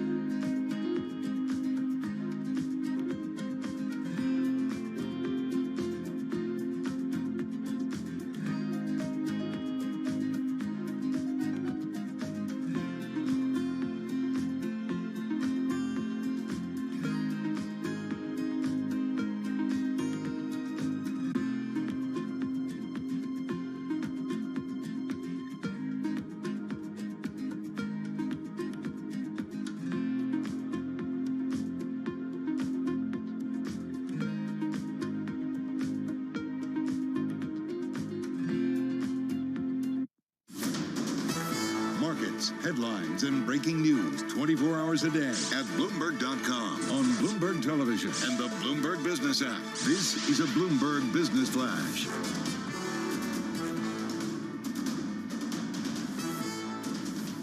It's 3:20 on Wall Street. We do check markets all day long here at Bloomberg with the Dow, S&P, they're both higher. NASDAQ in the red once again. Gains in financials lifting U.S. stocks. Treasuries are retreating as fears of broader contagion from the banking turmoil ease. As for the market backdrop now, Lisa Hornby is head of multi-sector fixed income at Schroeder Investment Management. I don't think we're quite out of the woods yet. You know, I guess part of it is there's a bit of a sentiment swing. Everybody has gotten super bearish, and rates rallied really, really aggressively, and everything seems to be a little bit calmer right now. So there's probably a bit of a technical now pointing towards the positive direction. And right now we've got the 10-year yielding 3.52% with the 2-year 3.99%. S&P up 17 at 39.88. That is a gain of about 0.5%. The Dow up 268, up 0.8%. NASDAQ lower by 15, a drop there of 0.1%. Spot gold now down $21 the ounce. The precious metal is at $19.57 the ounce, lower by 1.1%. Crude oil rallying 5.3%, up 364 to 72.91 a barrel. I'm Charlie Pelleton. That is a Bloomberg Business Flash. All right, Charlie, thank you so much. Carol Massar along with Jess Menton live in our Bloomberg Interactive Brokers studio, streaming on YouTube and Bloomberg Originals. I want to get back to our guest. Still with us is Josh Rosner, Managing Director at Graham Fisher, still with us via Zoom in New York City. Hey, Josh, it's interesting. There's a lot of places we can go. Does it make sense, and I was just reading something from Bloomberg, that a company like Charles Schwab is getting caught up in all of this? They're getting caught up because, yes, they've got the held-to-maturity portfolio issues. And, yes, it looks like they've got a lot of uninsured deposits. But you have to remember, it's really a securities firm where their banks are really used just as, liquidity. It's really other people's money in a different way. I don't think it is sensible. Most of the assets are on the securities side. So I think if you were to net them out, they're probably fine. That's interesting because brokerages in particular have come up a number of times in my reporting. So do you think they're a bit more unscathed? And if so, what would it take for them to become more vulnerable at this point? Well, so first of all, not only do I think, yes, they're more unscathed, but they also have a much more wealthy clientele. And so I think the stresses are going to be a lot less. I think you have to remember the loan portfolio is not going to look like a bank loan portfolio for the most part. Something you brought up in the lax segment, and I'm glad you did, you were talking about the strains in specifically commercial real estate. Do you think that could potentially be the next shoe to drop? Well, I think there's a number of shoes to drop once we start recognizing the credit side of the cycle rather than the liquidity side of the cycle. And so, yes, I think that commercial real estate is a problem. I think there's a lot of, again, discrete loans, small commercial loans, not just real estate, that are going to be wildly problematic. A lot of those have moved outside of the banking system into the business development corps, into the private equity firms. But I think those are going to be, somewhat problematic as well. And so that's really my point is we are going towards a hard credit cycle. I don't think that's immediate. I think that there's a lagged effect due to rates. And so my question is, if we are this early on having calls to guarantee deposits, we have to remember that when you're guaranteeing deposits, ultimately you're also guaranteeing the assets. And is that really where we want to go as a society? I think that's problematic. Would that be, okay, so unpack that a little bit. I think about, you went before lawmakers, you've talked about the sector and the regulatory environment. So Josh, why would that be so problematic? And I'm just kind of playing devil's advocate here. Yeah, because ultimately you are guaranteeing the assets of the banks at the end of the day if you're guaranteeing the deposits. We should have a system of, bad management equals failure. Bad management equals failure not only for the companies themselves, but at the same time, there has to be some level of diligence required. The Fed cannot actually bail you out every time, and bailing you out means that the Fed is going to be guaranteeing the assets. We're seeing that right now with taking of long-dated treasuries and mortgage assets off of the bank's books. and holding them. That's not really the way to resolve a system. Now, we could talk about better ways to do it, but that's not where the conversation has gone yet. So right now we're still in this phase of people screaming for bailouts, guarantee my deposits, guarantee my deposits. I'm not really sure what that ultimately solves for. And I'm not sure that we have the ability to do that. You know, you're talking about, at the end of the day, $14 trillion of deposits. Right. Again, multiples of that in assets. Josh, should we have let Silicon Valley Bank go under? I think we should have let it go under. I think we could have done an orderly resolution. Do I think that it was systemic? I absolutely don't think that it was systemic. I think that, frankly, one of the pieces that we're not talking about is Dodd-Frank sought to prevent the bank regulators from stepping in and providing support to individual institutions. And that change is why the regulators felt that they probably had to use the systemic designation as the way of stepping in, thinking they were avoiding contagion. But I don't see anything that was particularly systemic, and I don't see any real reason that depositors shouldn't have been bailed in. Are there any other cracks that are forming right now that are concerning for you? I think there are cracks. I think, you know, they're structural, they're long-term, they've been for a long time. I think we need to address the leverage ratio. I think that we actually have to also start thinking about when in 2009, our banks held about 1/9 of their securities portfolio in treasuries, and today it's almost a quarter. We have to ask what banks' business is, because it doesn't seem that it's the old-fashioned business of lending. And so it really has become more of a casino. And the question is, well, they thought they were playing in a safer casino because they were just buying treasuries, but treasuries are given a 0 risk weighting under Basel. And is that appropriate? And does that incentivize less lending and less prudent behavior? You know, and I think the yes. You know what's crazy, Josh, is that I feel like we had these conversations during the great financial crisis about, come on, if it's a bank, be a bank, right? Exactly. Rather than get into something. But here we are again having this conversation. I'm also going to say, where was the Fed oversight when it comes to interest rates? Because one of the Bloomberg terminal users reached out to me and he's like, here, I can show you, you know, an event that they did at the St. Louis Fed that was worried about community banks and interest rate risk. So where was that oversight? Well, it was sorely lacking. And again, we're looking at, you know, a handful of banks as having been problematic. But as I said, if you go through the call report data, which was readily available, you didn't have to be a central banker to see it. You didn't have to be a financial markets expert in banking to see it. It's all there in the in the call reports. You could have seen how badly managed the interest rate risk was in the banking system.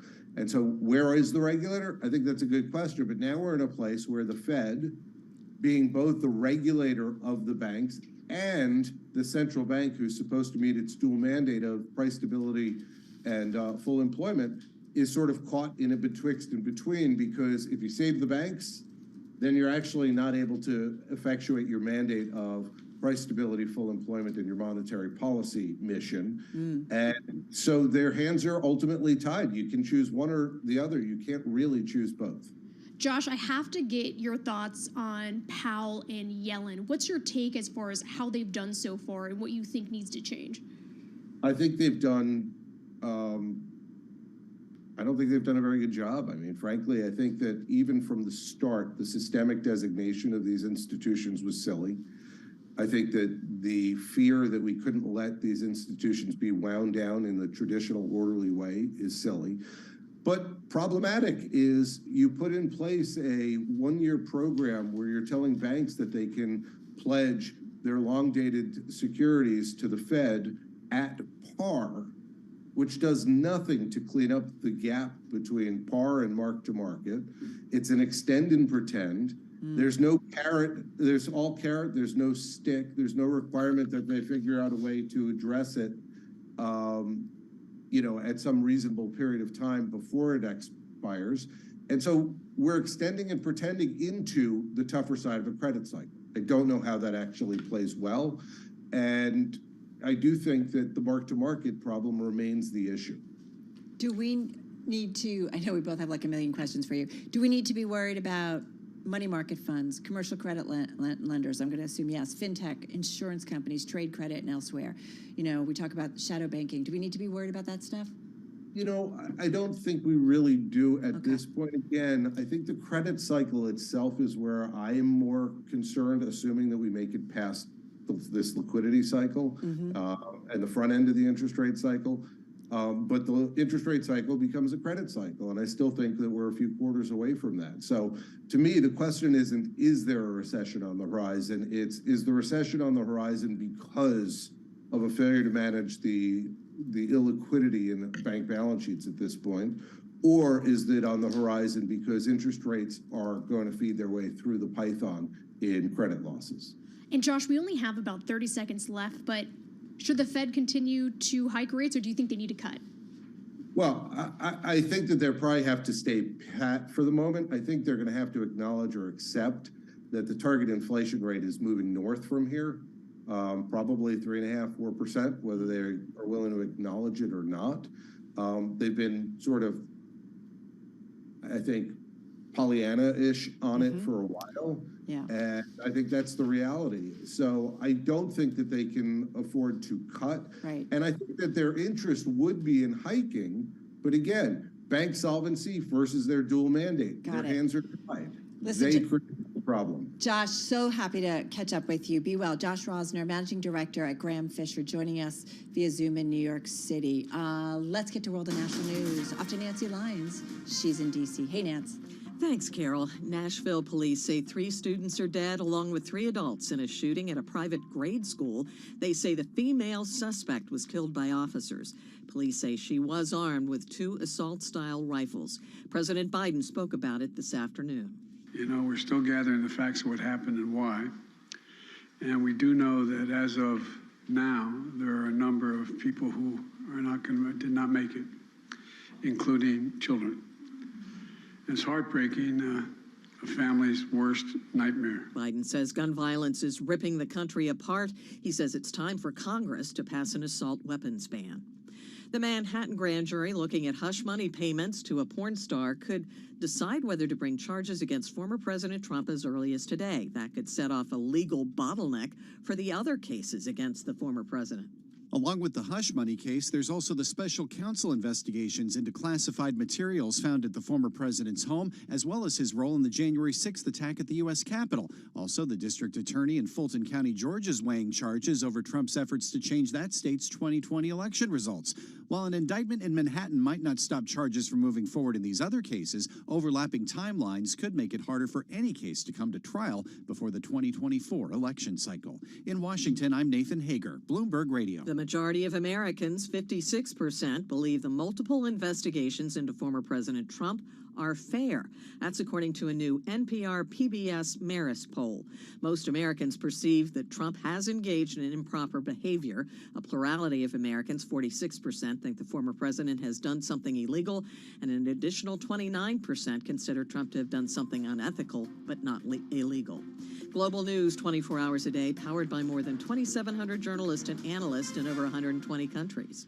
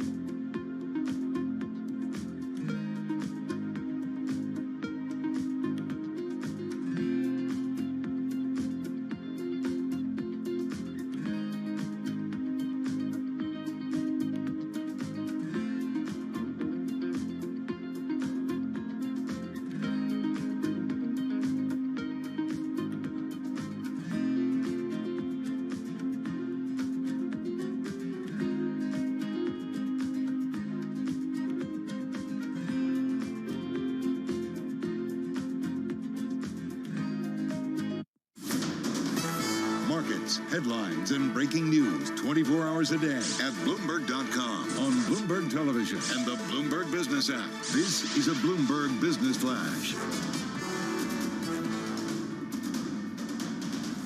Hey, it's 3:40 on Wall Street. We check markets all day long here at Bloomberg. The Dow, the S&P, they're both higher. NASDAQ on the minus side. 20 minutes to go ahead of the closing bell. Financials are the standouts today. Gains in financial shares lifting the broader market. Treasuries are retreating as fears of broader contagion from the banking turmoil ease. Tech shares are slumping after last week's rally. We begin with the NASDAQ Composite Index, down now by 32 points. Drop there of 0.3%. Was higher briefly. We've got the S&P down 14, up 14 right now at 39.85. That is a gain of 0.4%. The Dow up 242, higher by 0.75%. 10-year yield 3.53% with the 2-year 4.00%. Spot gold down $20 the ounce to $19.57, a decline of 1%.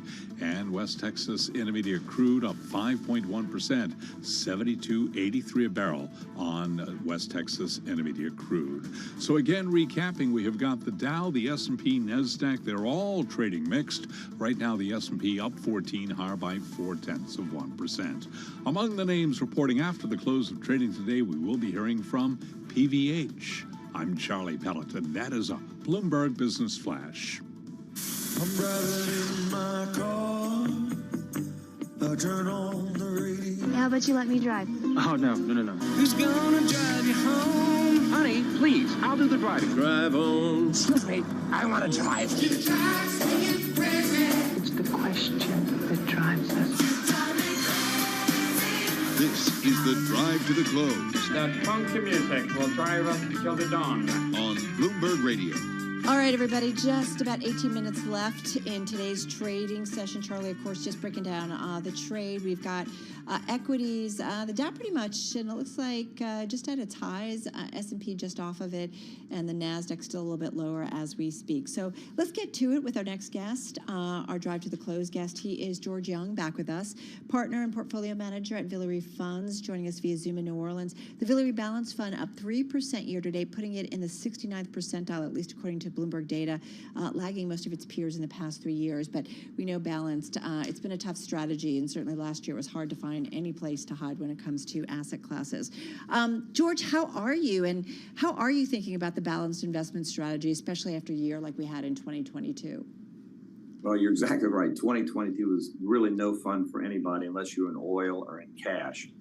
We didn't have enough of those things, but on the other hand, the stocks that we have, we think are great for the long term.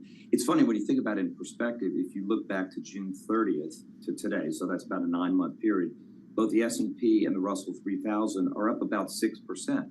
So it's not been as bad, although it's been quite volatile, but not as been as bad as people think. So we're hanging in there, and we're long-term optimistic.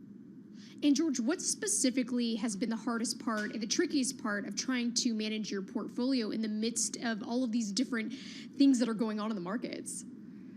Well, the toughest part is that a lot of people are short-term focused, and I think that's a huge mistake. If you go back just 17 days ago, the 2-year government bond was at 5.08%. Right now, it's about 4%. So that's been a huge downdraft, and obviously that's a result of Silicon Valley Bank and the banking troubles that are out there. But huge move in the 2-year means that people are confused. What do you do with your money? Do you put it in a bank? What's the safe bank? Do you give it to a brokerage firm? Well, what if that brokerage firm has problems? So people are very confused right now. So I think it's a wise idea to think about long-term, how do you invest? What are your goals? What do you think is going to happen over the 3 to 5 year period? And can you afford to invest for that long a period of time?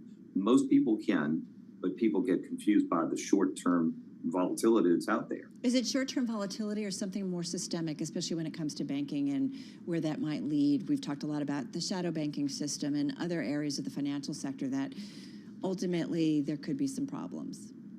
Well, I'm going to go back to the old story of Chicken Little, the sky is falling. And there's a certain degree of investor psychology here where people tend to think that if something's going down, it's going to continue to go down forever. At some point, value outs, and you have to look at certain metrics, whether it's PE or asset values or whatever it may be, to figure out where is the value. And there's an old adage, stocks are seldom cheap and popular at the same time. So you have to think about that. Is it a good deal, or is it just a temporary head fake? So how are you specifically positioning at this point? And are you managing money, say, for clients that are more longer term, like 5-10 years out, even longer, more so than just maybe 2 to 3 years out? We firmly discourage anybody from doing short-term investing. I don't think that's possible. If you look back at the past 30 years on returns, if you miss the top 10 trading days, your returns will cut in half. So that's a huge statement as to why short-term doesn't work. Again, if you're talking about taxable money, you get eaten up by short-term taxes also.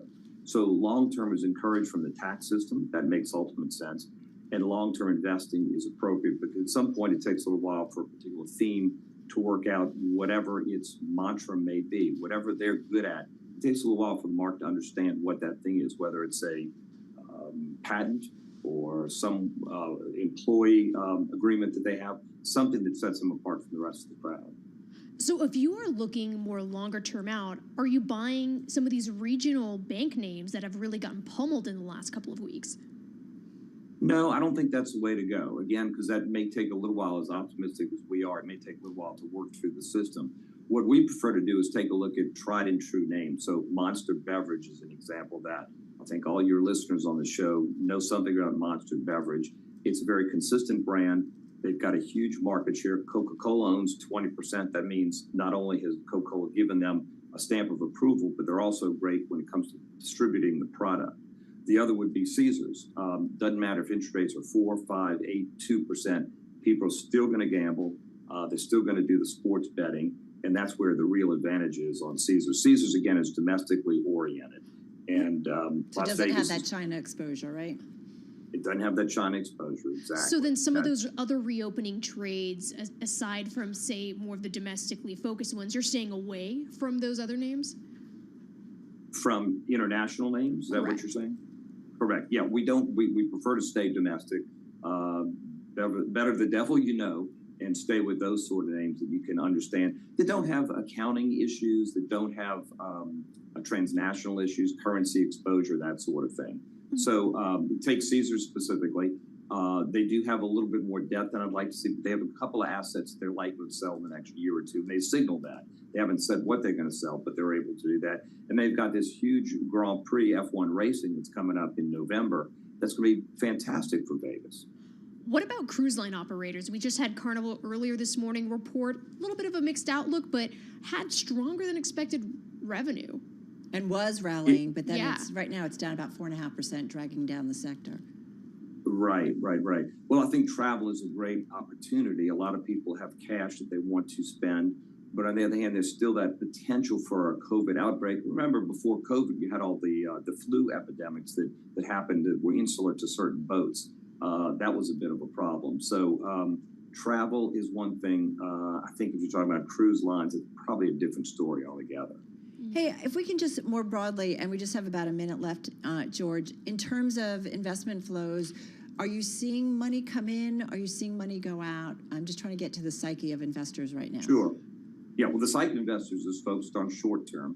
And when I say short term, I don't mean for investing per se, but I mean moving money from a bank to a money market fund. That's really where you're seeing a lot of flows. A lot of investors have seen that they're not making much money in banks, and there's a perceived quality issue if you move to a money market fund. So a lot of that has happened, and you're making something like another 200, 300 basis points by making a fairly passive move with money that you may have in an IRA, money that you may have elsewhere. So that's really where the... So do you see money coming out of your fund as a result?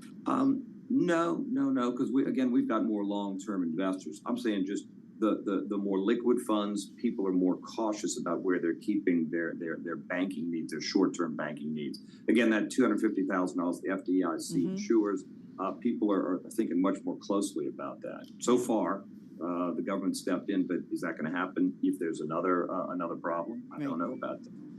All right, we're going to leave it on that note. George, thank you so much. George Young, partner and portfolio manager at Villary Funds, joining us via Zoom from New Orleans. Just about 10 minutes left in today's trading session, up about 11 on the S&P 500. Dow Jones Industrial Average, the outperformer, up almost 0.7% for a 221-point gain, and the Nasdaq just down by 37. Carol Massar, Jess Menton, and this is Bloomberg Radio.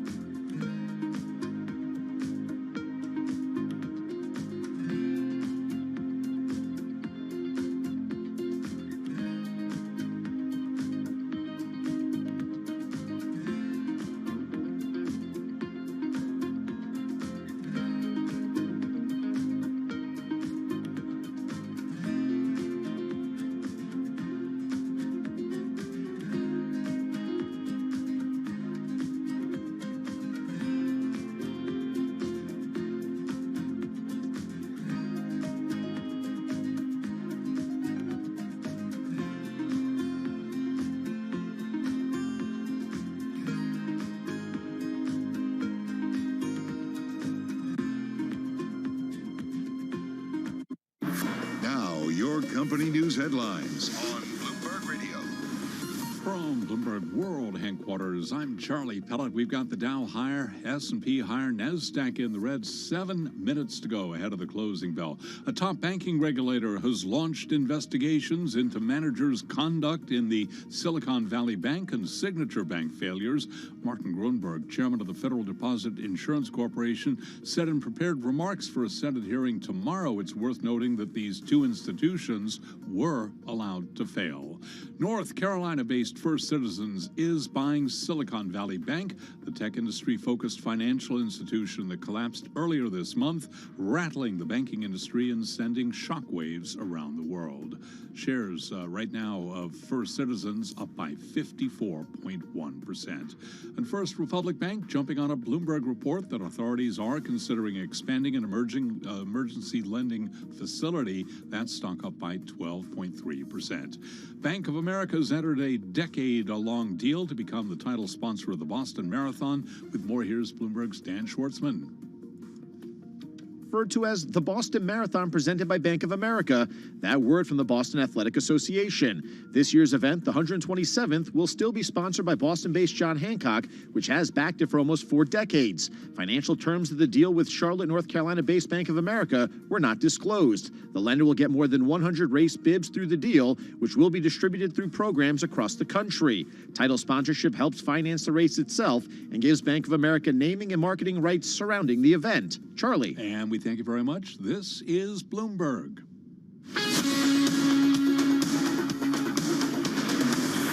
You're listening to Bloomberg Business Week with Carol Messer and Tim Stenevec on Bloomberg Radio.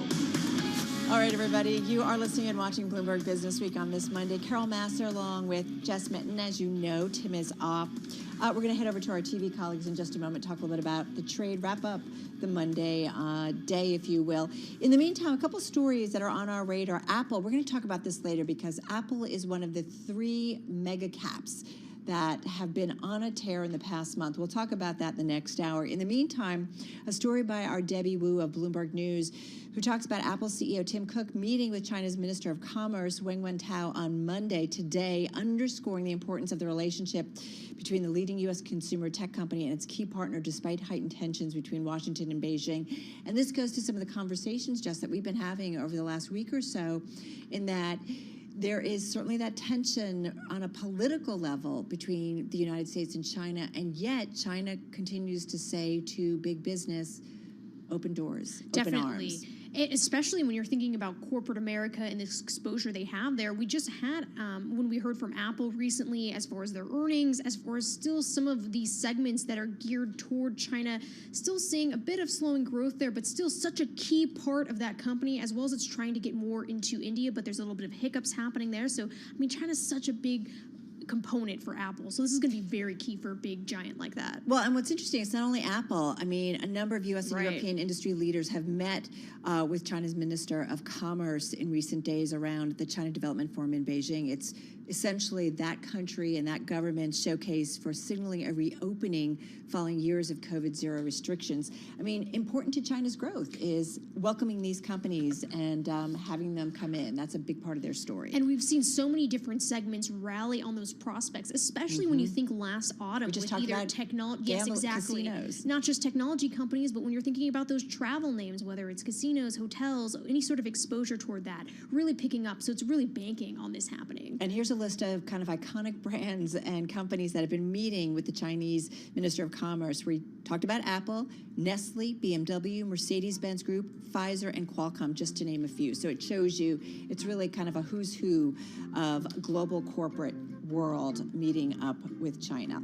All right, folks, just a few minutes to go until we wrap up this first trading day of the week, and we've got kind of a mixed trade when it comes to the equity side of things. Really the Dow, the standout performer. Right now, we're heading over to our TV team. That's because Beyond the Bell starts right now.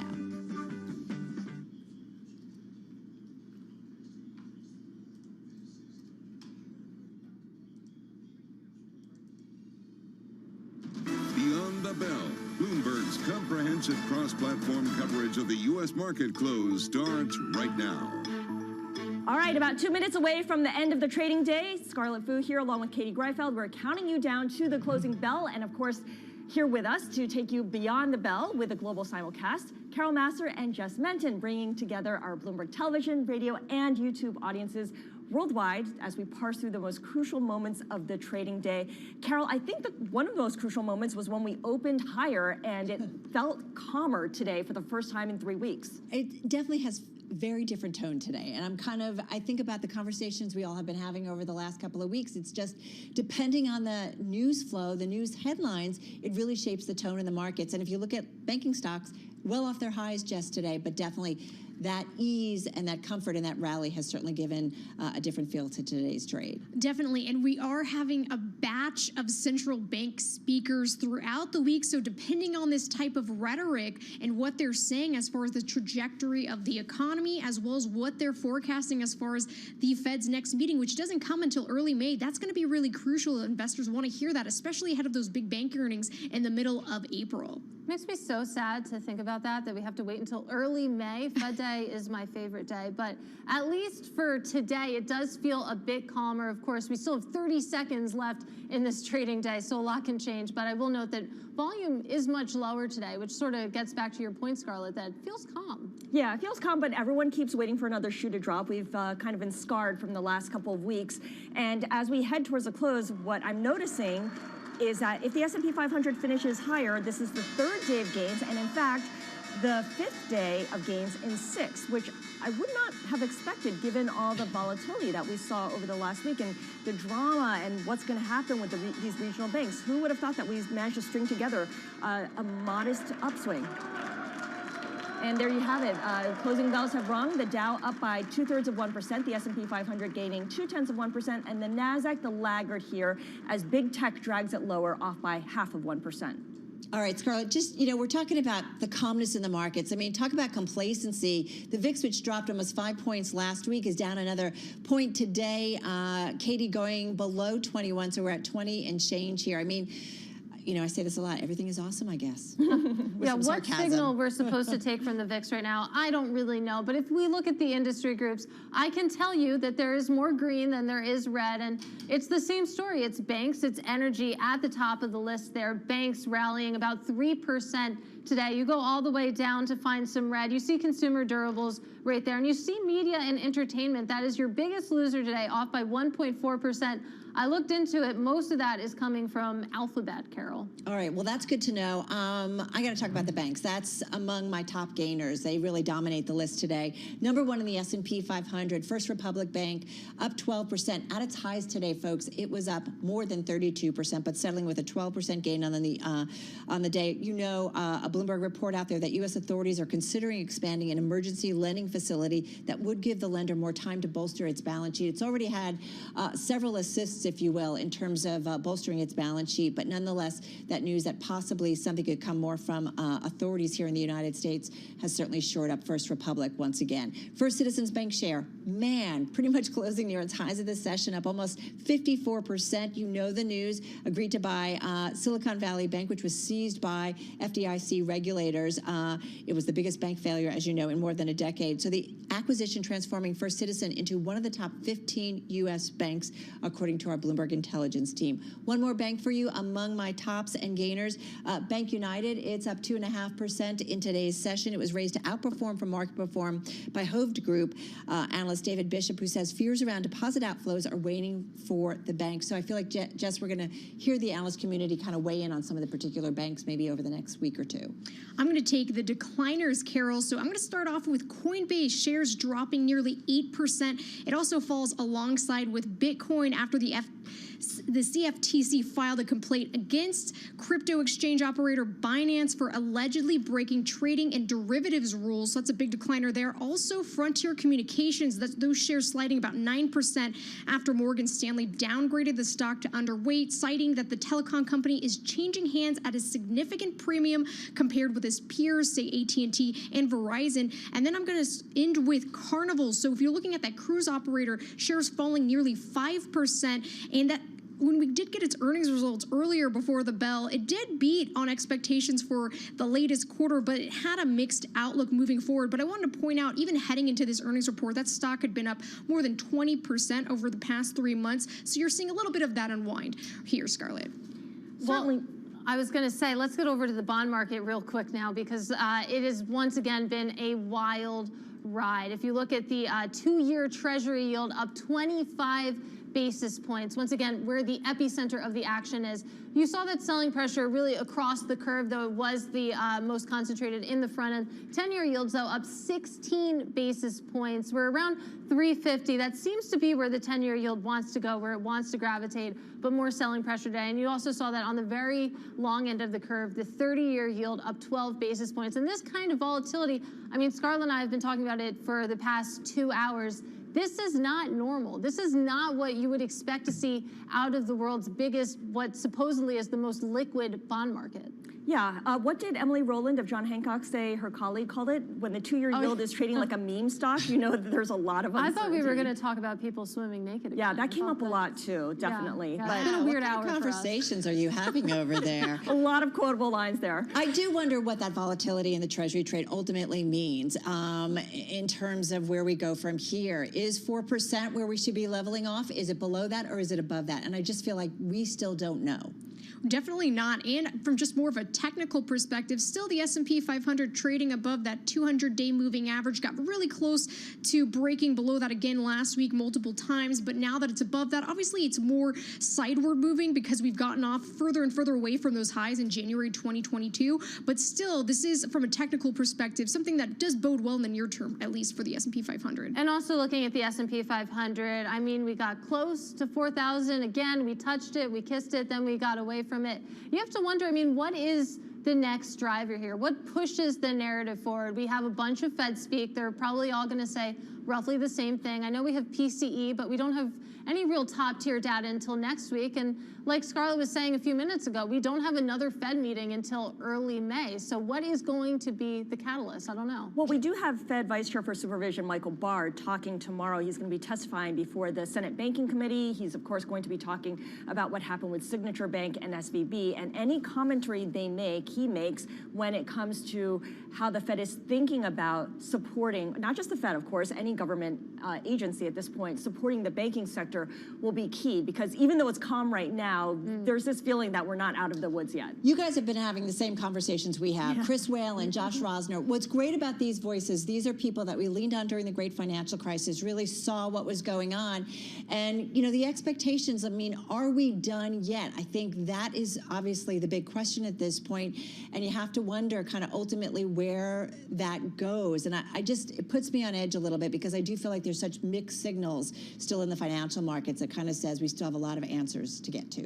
And Katie was asking, rightfully so, as far as what the next catalyst could be, whether it's Fed speakers or the consumer spending report or PCE later this week. We do have the jobs report on the following Friday, but it's actually out on Good Friday, so the markets are supposed to be closed that day. So that's kind of something where we might not necessarily know what the markets are thinking until that following week, but that's something else I've been thinking about looking forward. I gotta say, as a journalist, I'm so excited for that holiday jobs report. We just get to watch it. We just get to vibe and think our thoughts, and it's great. It won't be a busy day. We'll just learn. But I mean, back to Carol's point about what is the next shoe to drop. I mean, maybe we should be looking outside the banks. We know that some of the short sellers are doing that. When you look at some of the big real estate ETFs, for example, we've seen short interest tick up. And I mean, maybe those are sort of the ripple effects that we should be thinking about. What other sectors, what other industries do we need to keep an eye on here? Or you can look at the shadow banking world too and look at private credit, private equity.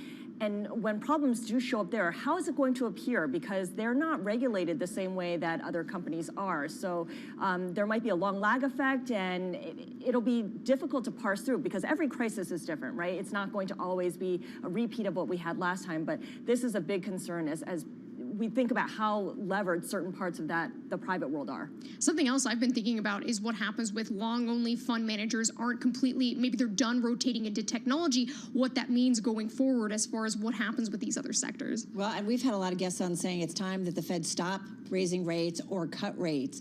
In the meantime, I got to give you one date that I'm focused on, April 14th. That's when JP Morgan Chase reports. So I'm thinking about the next earnings season. I mean, banks, they always kick off earnings season. Usually my eyes kind of glaze over going through all the numbers, but it's going to be a really interesting reporting season for some of those big banks this time. And the regionals, right?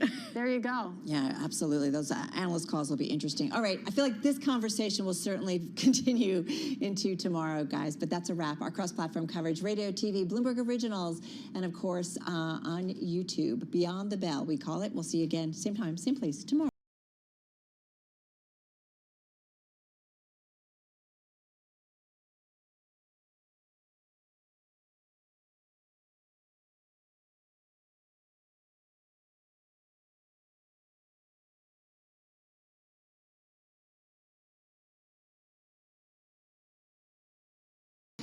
To the bank crisis, the financial tendrils, if you will, that might ultimately be yet to be figured out in terms of the impact of the banks that have so far collapsed, and the exposure when it comes to the adjustment as rates have gone up dramatically in just 1 year alone. This next story, by the way, on the Bloomberg, it's among our most read. It's about how today's banking crisis raises concerns about hidden leverage in the system.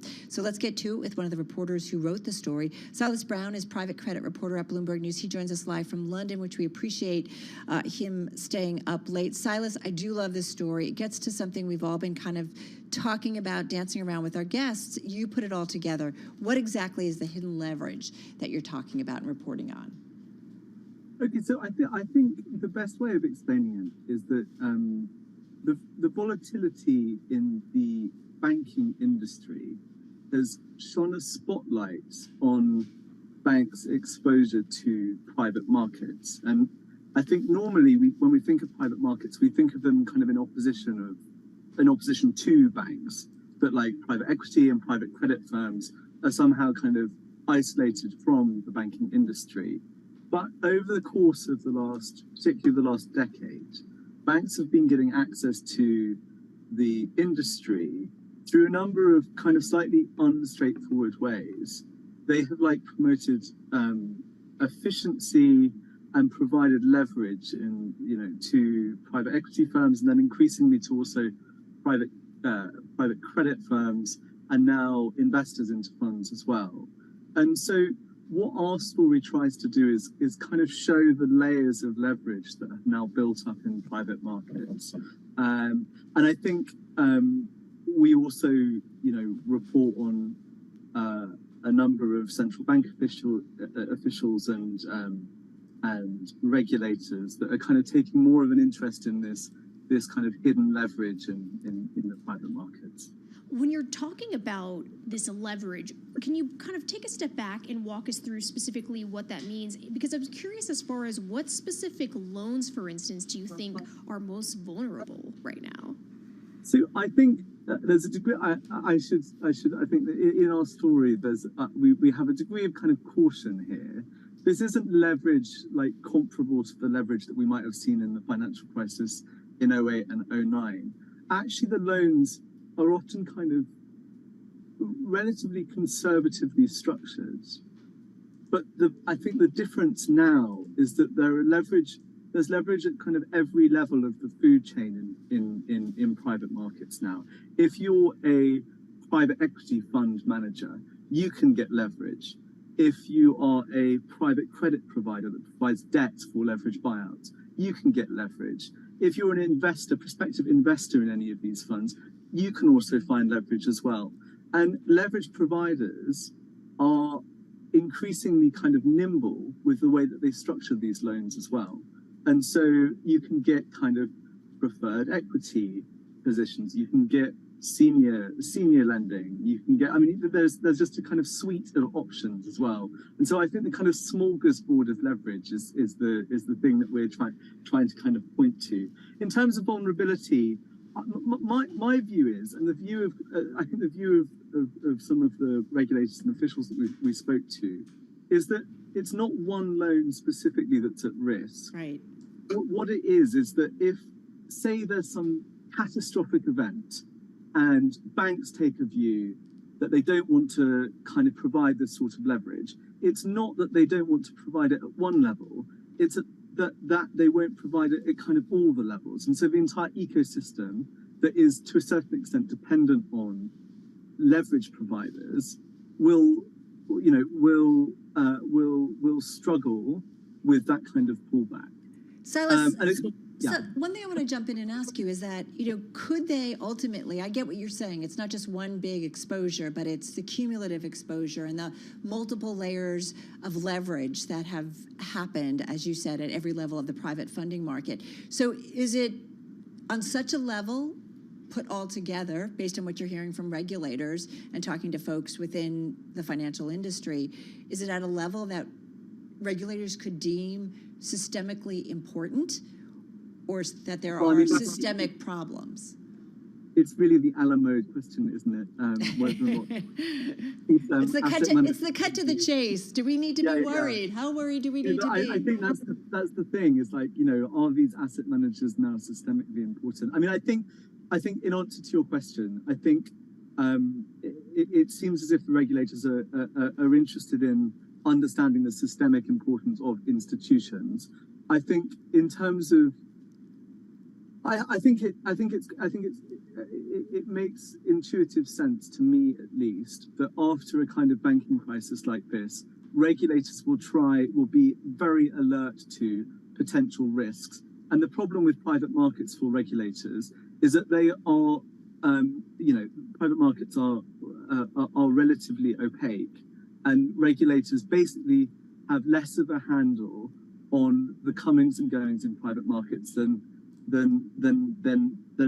perhaps they ought to, or certainly they feel that they ought to, after kind of crises like this occur in the banking industry. Something I'm curious about is, why are private equity and credit funds more protected than banks in crises? Okay, so I think that's a good question. So if you take SVB, for example, part of the issue was that depositors were kind of quickly removing their cash, and in the vast majority of private equity and private credit funds, they simply can't do that. If you're an investor in these funds, you lock up your capital with these fund managers for 7 years or longer in some instances, and so it's not capital that can be flighty. Now, there are retail products particularly for private credit, which there is some kind of semi-liquid structures, but by and large, the ecosystem is long-term money, which means that they are protected from investors suddenly cooling off the asset class and kind of running for the door. That can't really happen in private markets. So, I feel like a million questions.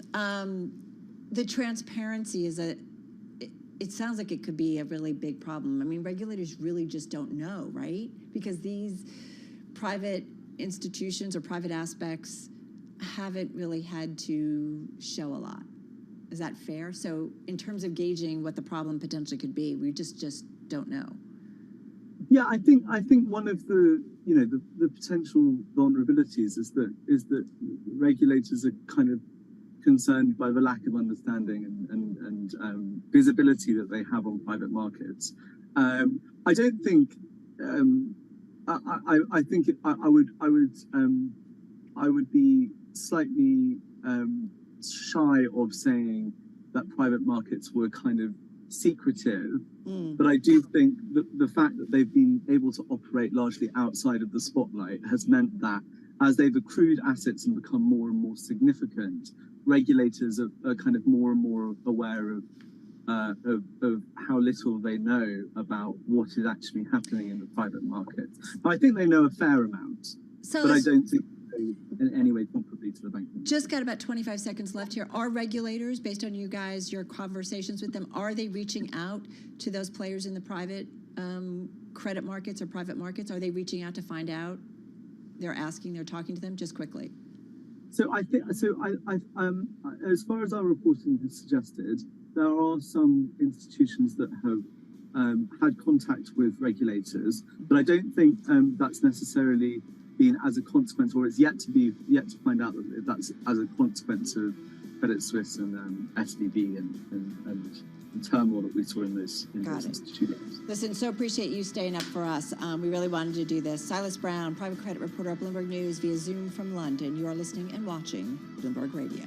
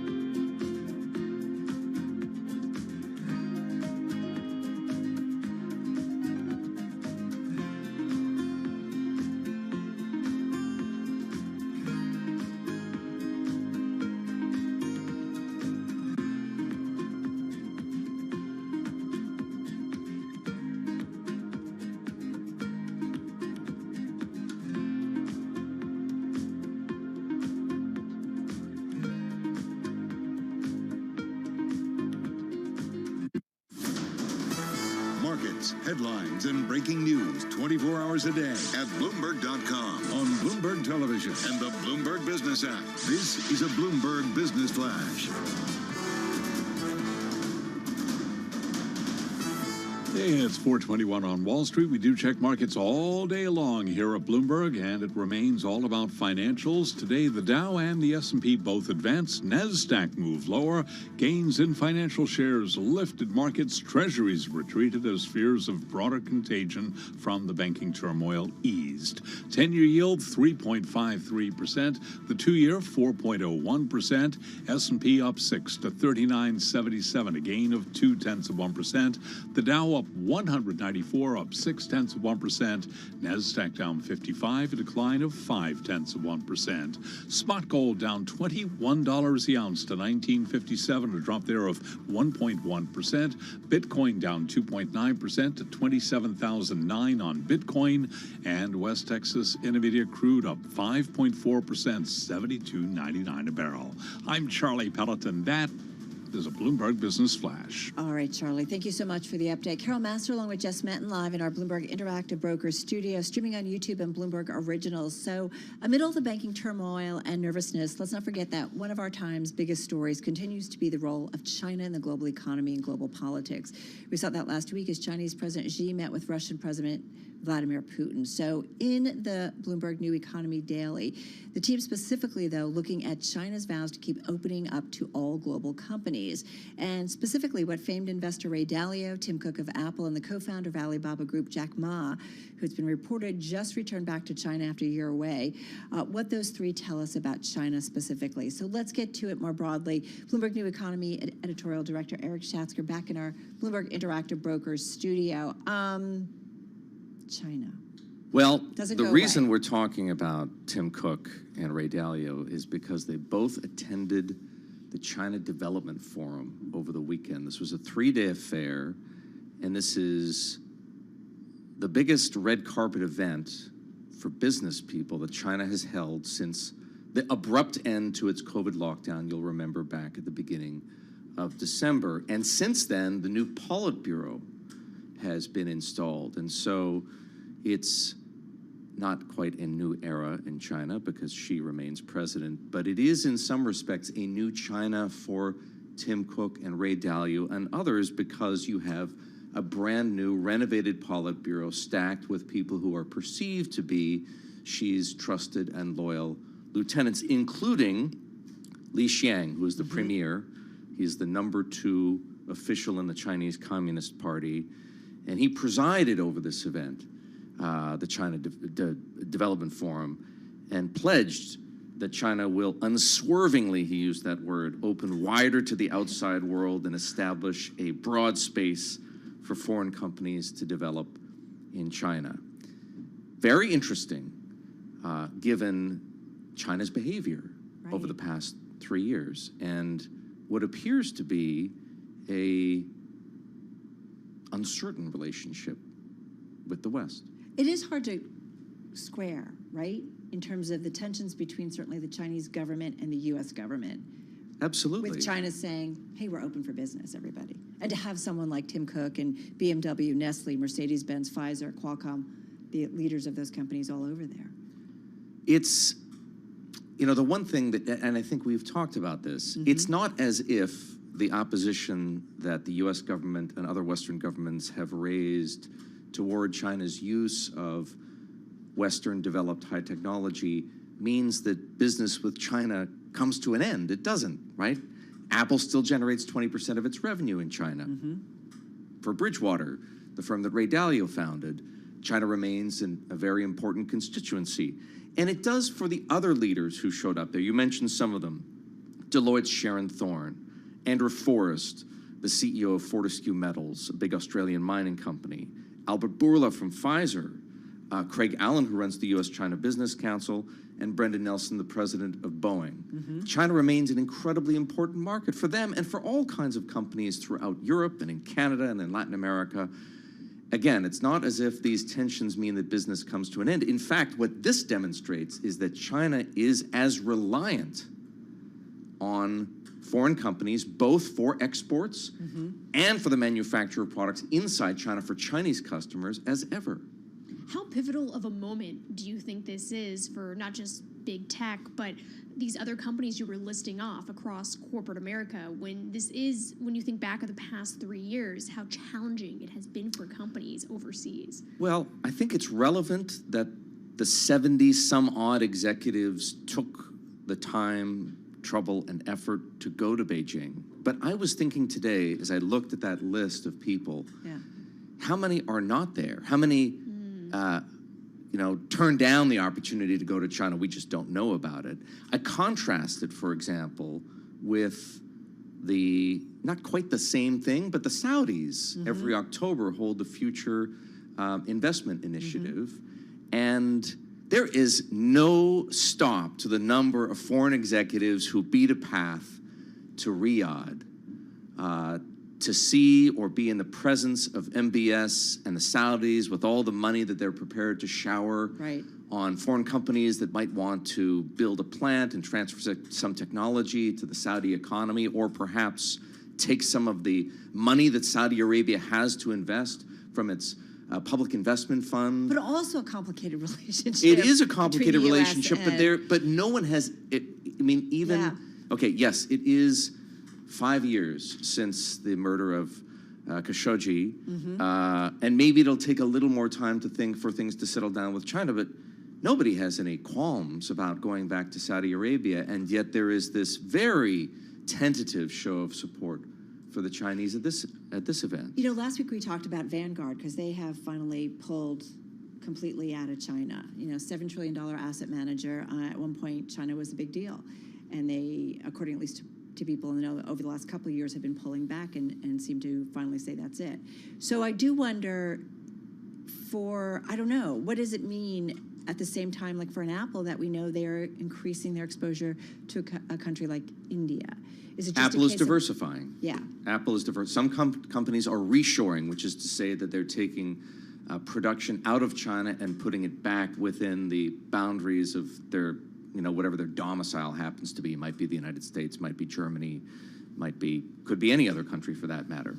But I think it, as opposed to being able to say conclusively what it means, we should be asking ourselves, how long does it take before the tensions that have erupted around the transfer of high technology to China begin to find their way into other industries? There is evidence already of the West growing concerned about the manner and ways in which Chinese capital finds its way into American companies, European companies, the influence they wield.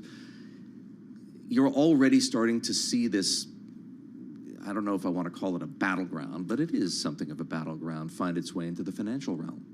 And this story also gets into the mix of the growing shift when it comes to remote work. How does that change things and make things potentially more challenging for certain companies within corporate America when they're trying to work with China, obviously, on expanding? I'm not sure help me out here a little bit with the connection between China and remote work. Well, when you think of, say, like pre-pandemic and the way that corporations were working with China, but now obviously when you're thinking within more domestically, now they're dealing with more of this kind of remote work from home. Is it easier if, say, you are trying to basically depend on, say, factories or other things that are in China where this isn't going to be that kind of remote sort of experience people are going to be going into?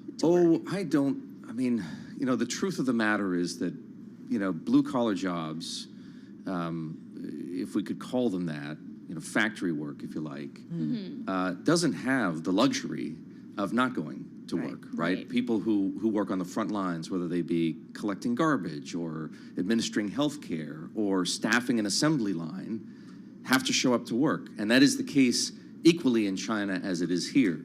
The challenge that it presents, at least for, say, the American economy, or we could speak more broadly about Western economies, but I think it's, as Steve Ratner documented so well in a column he wrote last week for the New York Times, this reluctance of returning to work is largely an American phenomenon. Yeah. And so as American companies try to reshore manufacturing, take it out of China and put it back here, are they going to be able to find the workers, right, to staff those plants?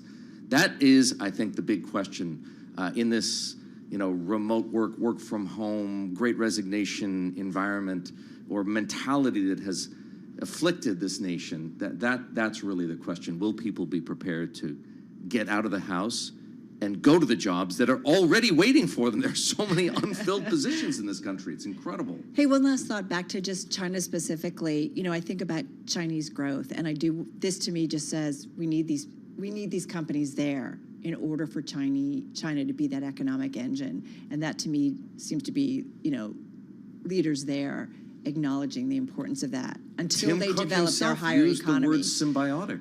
Yeah. Right? What word better captures the relationship that has existed and that China wants to continue to exist? The question is, does everybody else on the other side of the Pacific feel the same way?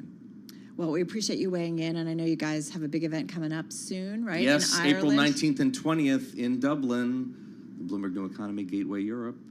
be interesting to hear how everybody kind of assesses some of the big macro issues that are going on. Oh, especially the fallout in the financial services industry from the collapse of Silicon Valley Bank, from the collapse into the arms of UBS, of Credit Suisse. Yeah, it's front and center. And I do wonder whether it'll be calm like it is today or whether it won't be. Eric, as always, appreciate it. He is the New Economy Editorial Director, Eric Schatzker. All right, let's get back to world and national news. Off to D.C. and Nancy Lyons in the nation's capital. Hey, Nance. Thanks, Carol. Israeli Prime Minister Benjamin Netanyahu is delaying a controversial plan to weaken the judiciary. This is after the plan triggered mass protests and nationwide strikes. Instead, he says he'll seek a compromise. The Biden administration is applauding that move. This is Press Secretary Karine Jean-Pierre. Democratic societies are strengthened by checks and balances, and fundamental changes to a democratic system should be pursued with the broadest possible base of popular support. And so that's what we're going to continue to call for. Again, Press Secretary Karine Jean-Pierre. 3 children, 3 adults are dead after a shooting today at a private Christian elementary school in Nashville. Police now say they've learned the alleged shooter was a 28-year-old woman. Don Aaron is a police spokesman. When the officers got to the second level, they saw a shooter, a female, who was firing. The officers engaged her. She was fatally shot. Aaron says the woman had 2 assault-style rifles and at least 1 pistol. The Covenant School is a private Christian school with classes from pre-K through 6th grade. Twitter is working to hunt down the person who leaked proprietary source code that turned up online until it was discovered and taken down last week. The code, which forms the basis for the web services platform and internal tools, was posted on GitHub, according to court filings. That's the widely used code repository that's now owned by Microsoft. GitHub complied with Twitter's request to remove the data under a copyright infringement claim. Global news 24 hours a day, powered by more than 2,700 journalists and analysts in over 120 countries. I'm Nancy Lyons. This is Bloomberg.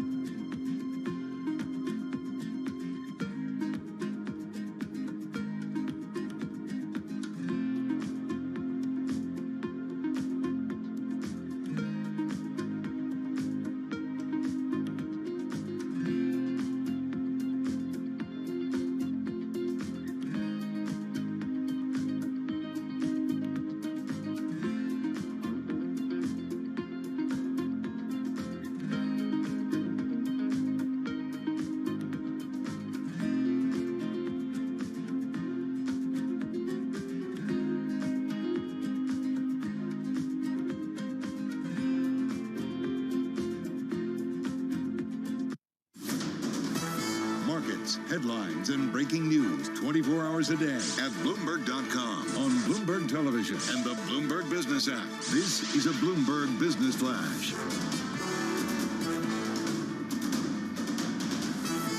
It's 4:40 on Wall Street. We do check markets all day long here at Bloomberg. I'm Charlie Pelletan. We begin with a developing story after ours. Headline from the Bloomberg Professional Service: Lyft has hired board member David Risher as its new CEO, as the two founders have stepped back from their role in managing the company. This, according to the Wall Street Journal. Gains in financial shares lifted stocks today. Treasuries retreated as fears of broader contagion from the banking turmoil eased. Tech shares slumped after last week's rally. George Young is portfolio manager at Villary Funds, and he was our guest right here on Bloomberg Business Week. People are confused. What do you do with your money? Do you put it in a bank? What's the safe bank? Do you give it to a brokerage firm? Well, what if that brokerage firm has problems? So people are very confused right now. So I think it's a wise idea to think about long term. How do you invest? What are your goals? What do you think is going to happen over the 3 to 5 year period? And can you afford to invest for that long a period of time? Lots of questions. S&P today up 6 points, a gain of just about 0.2%. The Dow up 194, higher by about 0.6%. Nasdaq down 55, a decline there of 0.5%. The 10-year yield 3.54%. The 2-year yield 4.01%. Spot gold down $21 the ounce to $19.57, down by 1.1%. Crude rallied 5.3% today. West Texas Intermediate crude now at $72.90 a barrel. The Walt Disney Company has begun the first of what is expected to be 7,000 job cuts, a key part of its $5.5 billion savings drive that the company announced in February. Disney shares up today by 1.6%. Recapping stocks mixed, S&P up 6, up by less than 0.2%. I'm Charlie Pellet, and that is a Bloomberg Business Flash. All right, Charlie, thank you so much. You're listening and watching Bloomberg Business Week on this Monday. Carol Massar along with Jess Metton live in our Bloomberg Interactive Broker studio. So we have highlighted the recent run-up, as you know, in a few very well-known names. You know, Apple, Alphabet, and Microsoft, the NASDAQ 100's top 3 mega-cap names, this month alone have rallied roughly $634 billion worth and almost powered the tech-heavy gauge into a new bull market. So watching this trade for us is Bloomberg News equities reporter Ryan Vlastelica. He joins us now on the phone from Chicago. All right, Ryan, so break it down for us and talk to us about the trade a little bit more that we've seen in these three. Yeah, absolutely. Thank you for having me. So as you know, there's been a lot of turmoil in the banking sector, and given this, all the uncertainty surrounding this issue, investors are looking for a new place to go, and they've looked at big tech in particular as a place that looks to be like a little bit of a safe haven, a little bit of an oasis of stability. This is a group that it did get beaten up quite a bit last year, but now valuations look a little bit more attractive than they did, say, 12 months ago, and they continue to have pretty durable long-term growth drivers. So they are being viewed as a place that maybe sort of the best house in a bad neighborhood, I might say. So, Carol, Ryan's actually one of our star reporters on our equities team. And I was curious, Ryan, with your reporting, because as you had been putting out in your stories, the NASDAQ 100 had technically begun in a new, what some define as a new bull market run, since it's 20% higher from those lows. How much conviction is there that this is the start of a potential new bull market run here? Well, we're very close to that 20% threshold. The last time I checked, we're a little bit over 19%. We've made a couple of runs at it. We made one in February, and we got very close, but didn't quite close over it. And then we made another run last week and, again, failed to close over it, corresponded with the Fed day and all the volatility that surrounded new policy announcements and so forth. So it does seem like there is a very positive long-term view towards the sector, especially as people start looking out to 2024 prospects. I know we're still fairly early on into 2023, but especially from a long-term perspective, it does seem like people are feeling pretty optimistic. Maybe not that tech is going to see the kind of gains it enjoyed over the past decade, but certainly that it seems like an area that's not too vulnerable to any broader economic pullback.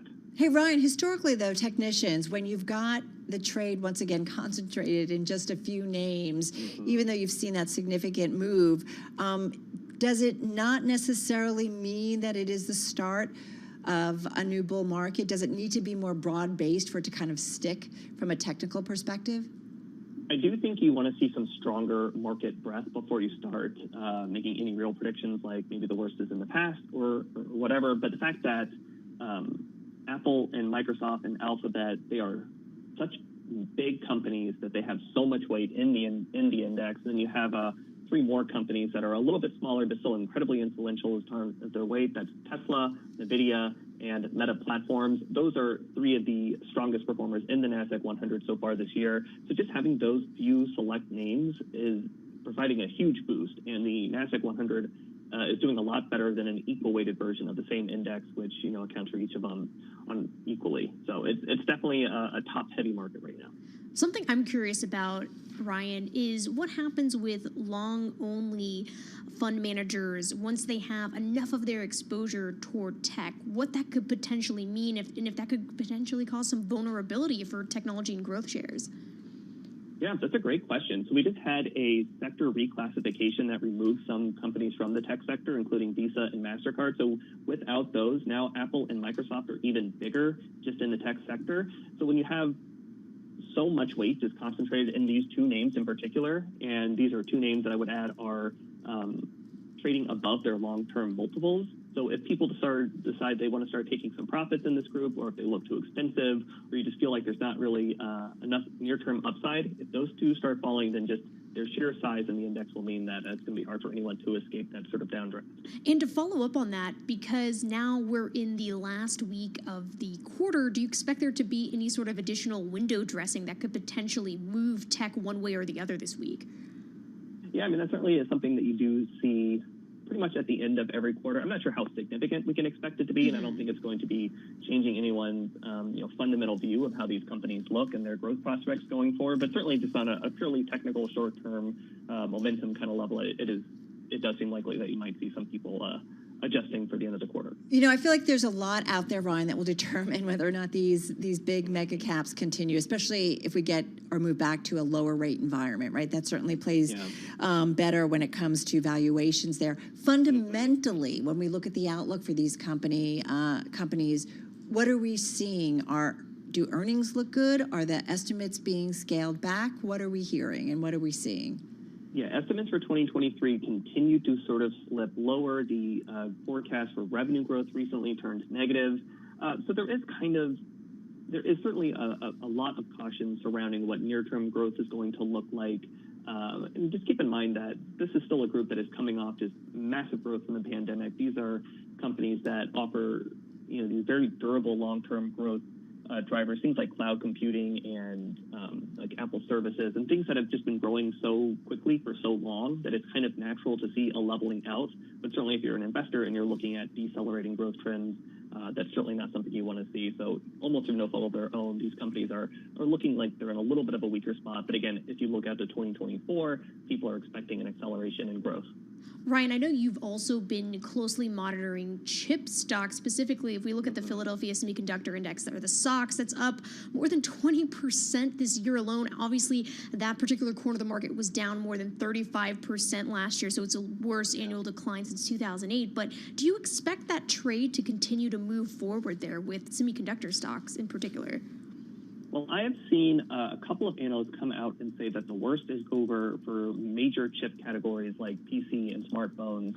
So that's certainly an optimistic sign. This group has really been moving through some major issues relating to inventory and demand and so forth. And as they move through it, it does seem like they might be able to continue moving higher. It's a part of the market that is fairly inexpensive relative to other parts. And just on a historical basis, this is a group that tends to see weakness first, and it tends to come out of it first. So the fact that we've already started to see a bottom here, or at least what seems to be like a pretty strong move up, is certainly kind of a positive sign on a broader level. This is a big leading indicator sector. Yeah, it's an important one. The SOX, by the way, down about 1.2% today, but it is up almost 22% so far here in 2023. Ryan, thank you so much. Appreciate it. Bloomberg News equities reporter Ryan Vostelica with us on the phone from Chicago.